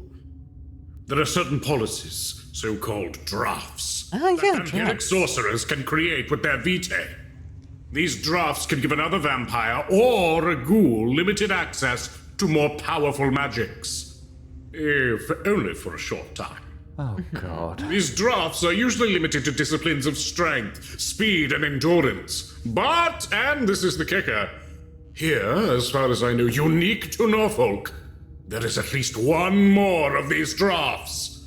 A draft of domination. Oh boy. With just such a draft, a ghoul could perform even worse acts of mind chicanery. They could give victims complex orders that will be carried out without question. And D... Sorry, I'm actually very frustrated with D right now. Because, like, you're just kind of like, whatever. And it's this sort of... Why are you being so dismissive about it? That's a real Even threat. order them to attack their friends and family. These sound like incredible risks, should they be present during our operation. Exactly. We should be moderately wary.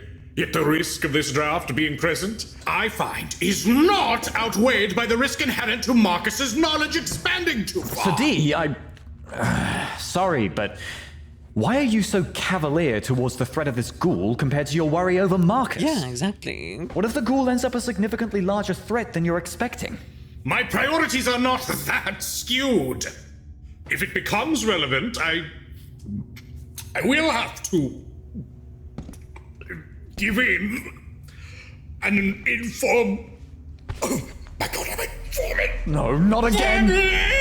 Sadi. Fine. And you will have to help me clean up the inevitable mess. Not the vomit, the ghoul stuff. Fair. Yet even so, I am confident. No matter how powerful their master is, they've walked into the lion's den. They could never hope to defeat 5 prepared hunters, a Celtic martial artist, and a really bigoted Belgian. They have no hope, and frankly, I believe rebels will be a bigger threat to us than any ghoul. There'll be enough suffering for this poor victim even before the grand reveal. I aim for a peaceful solution. I mean, fair. I do genuinely hope we can help them in the end. That is a wise choice, I will agree.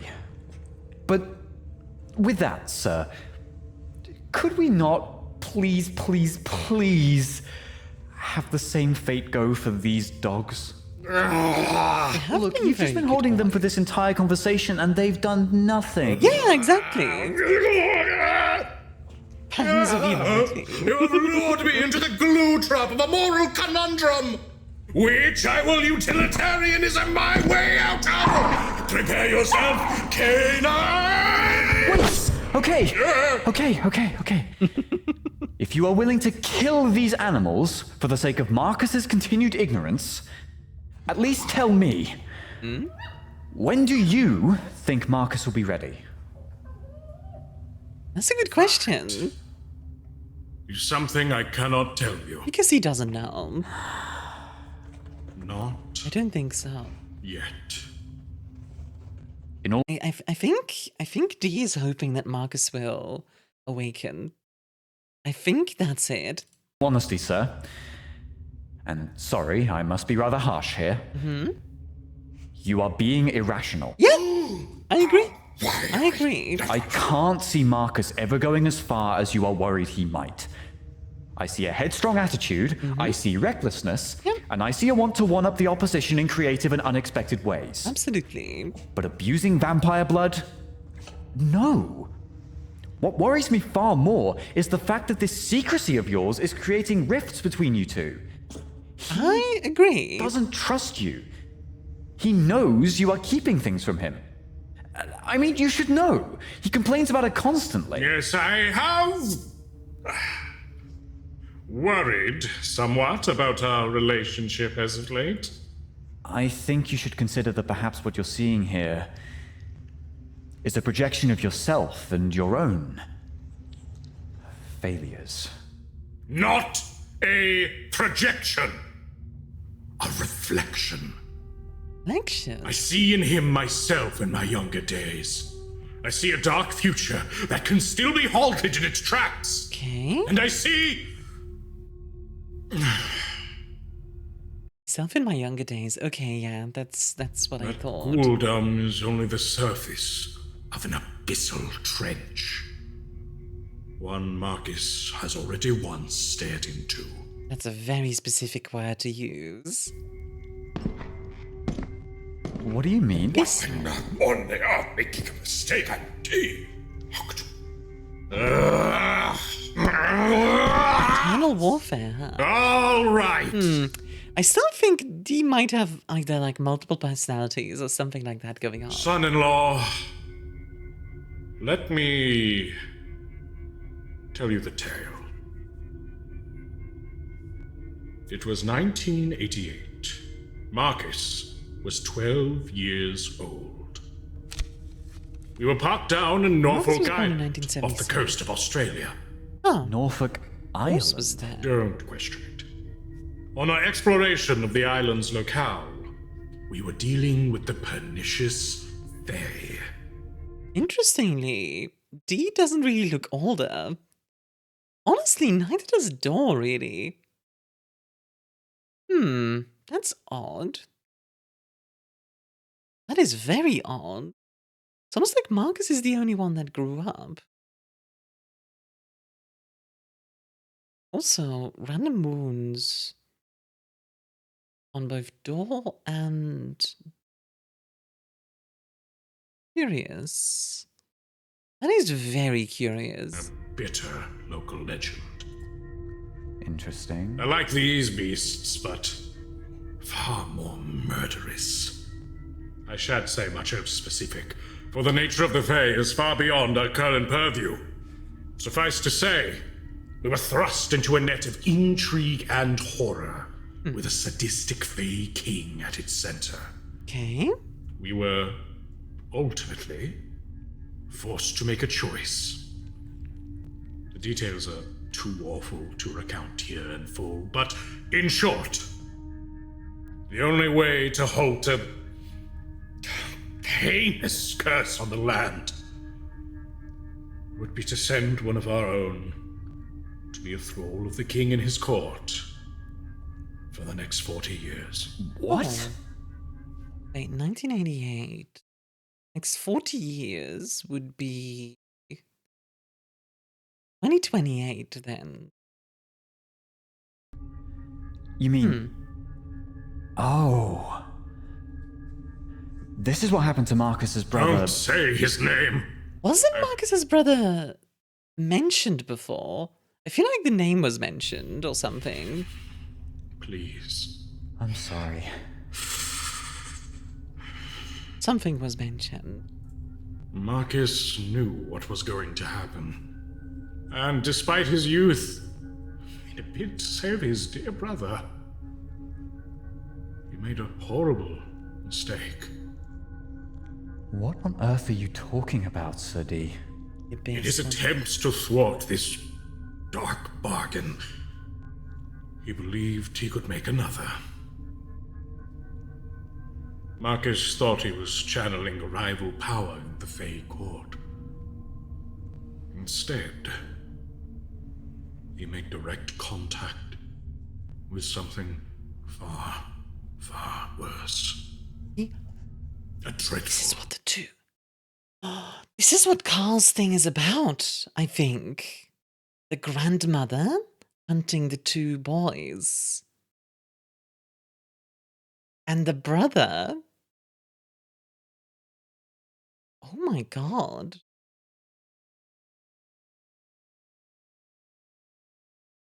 He channeled the grandmother. The grandmore.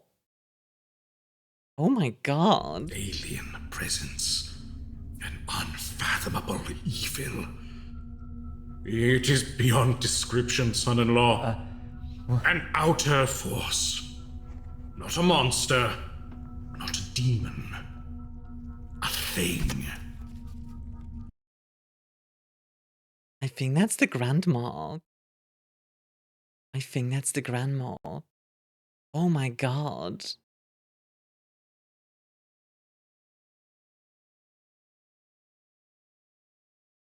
Marcus channeled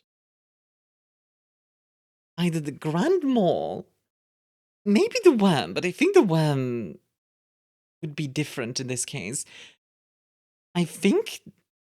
Oh my god, I think he channeled the grandma. That is horrifying. That is actually horrifying, and that explains a lot about these fears here, because the grandma is kind of like oblivion itself. It's like, it's just consuming everything. until there's nothing left. I've never heard of this. I know not how he did it. Perhaps through the lore and the tools I left carelessly within his reach. Perhaps through his inherent sorcerous aptitude, I know not.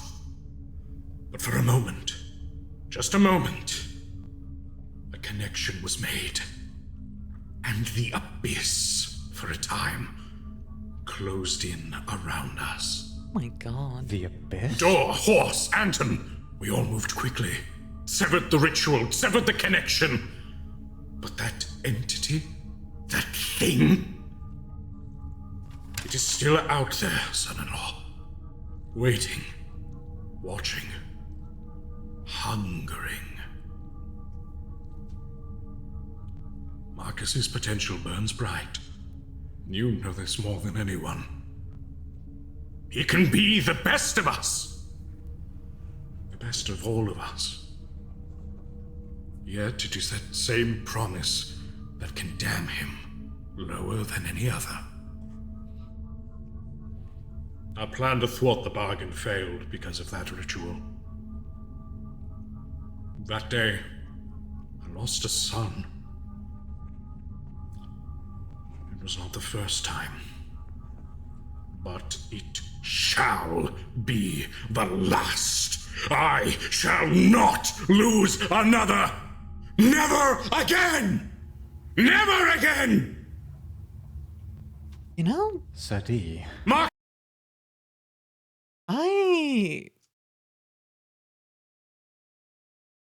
You know what? Maybe I've been overly harsh today. Do I still think he's making a lot of mistakes? Yeah, I do. But this does explain why he's so scared. Because whether it's the worm or the Grand Maw, could be either really. Marcus effectively channeled the destruction of the world itself. In Lovecraft terms, it'd be like summoning Yog-Sothoth into the world, just for a moment. Like, it is terrifying, actually. Good lord. Marcus will grow! He will flourish! He will reach the heights that await him! But he must do so with my guidance! Without it, he could be lost in ways you cannot fathom! And sadly, Dee, I think you are smothering him currently. If you want him to grow, I think you need to let him go. Do you understand? Without my wisdom, he is doomed! Should he part the dark too quickly, it already waits to engulf him whole! It knows him! It knows my son! No, but as far as what the supernatural is, as far as what we must face, as far as the true horrors of reality are concerned, ghouls are specks of dirt at the tip of the froth on the surface of a trench so deep it is literally impossible for us to fathom. Ghouls and vampires, the fight against them is integral to our reckoning. It lays the very groundwork for our whole operation, make no mistake. But there are realities out there that are simply too far beyond you. And Marcus, in his youth no less, caught a glimpse of the million eyes that stare from the bottom of that trench, and their gaze followed, even as he looked away. Why has he never told me this? Because he forgot. Forgot? How? That I cannot say. Trauma, possibly.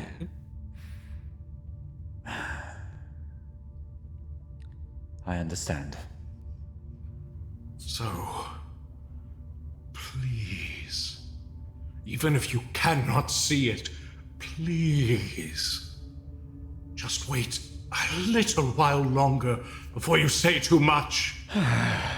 Just a little more. Goodness gracious.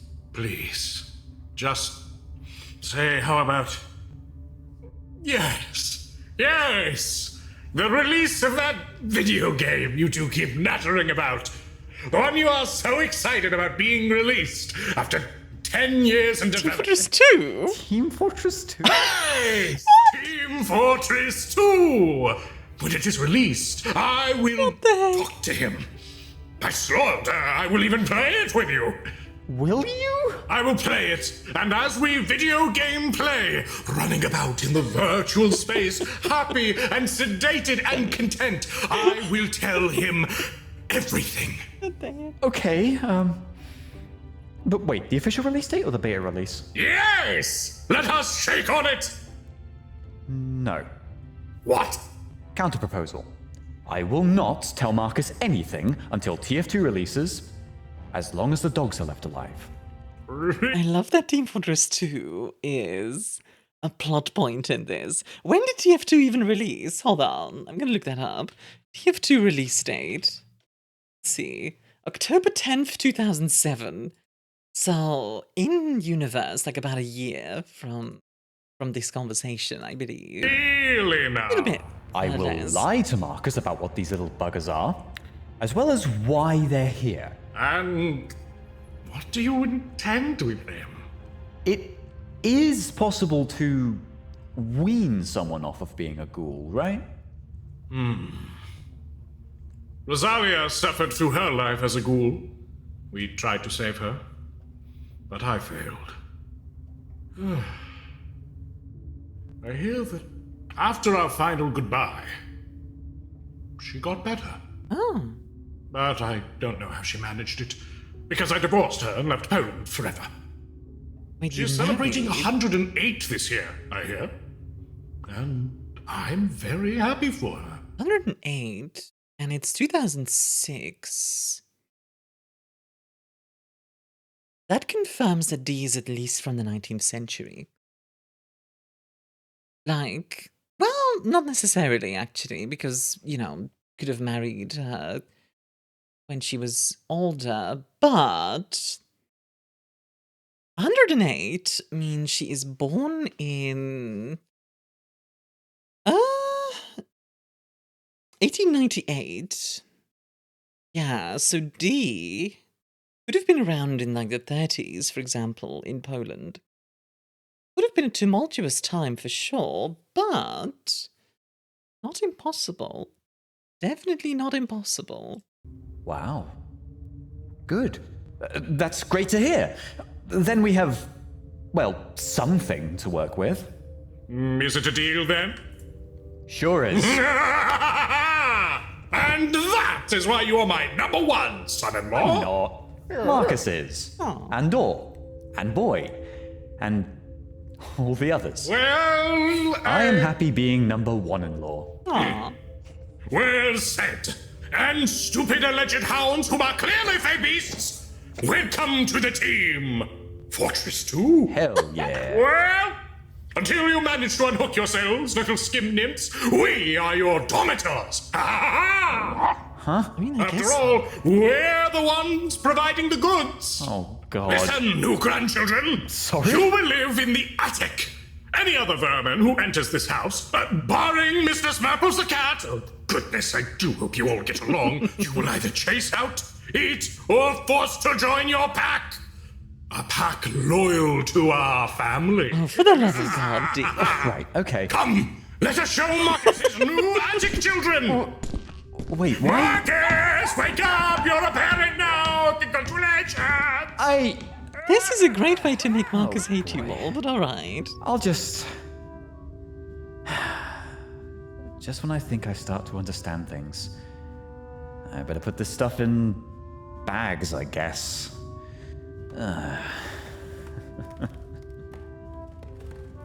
Oh, it's sticky.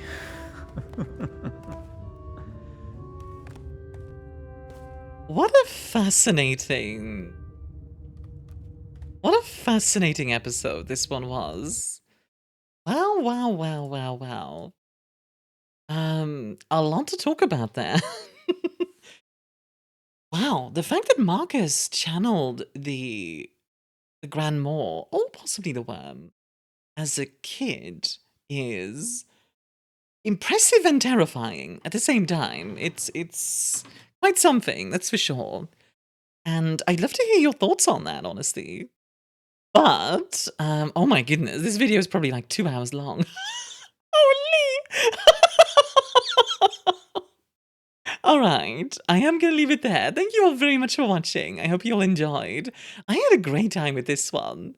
But I'll see you all in the next one. Alrighty. Bye-bye!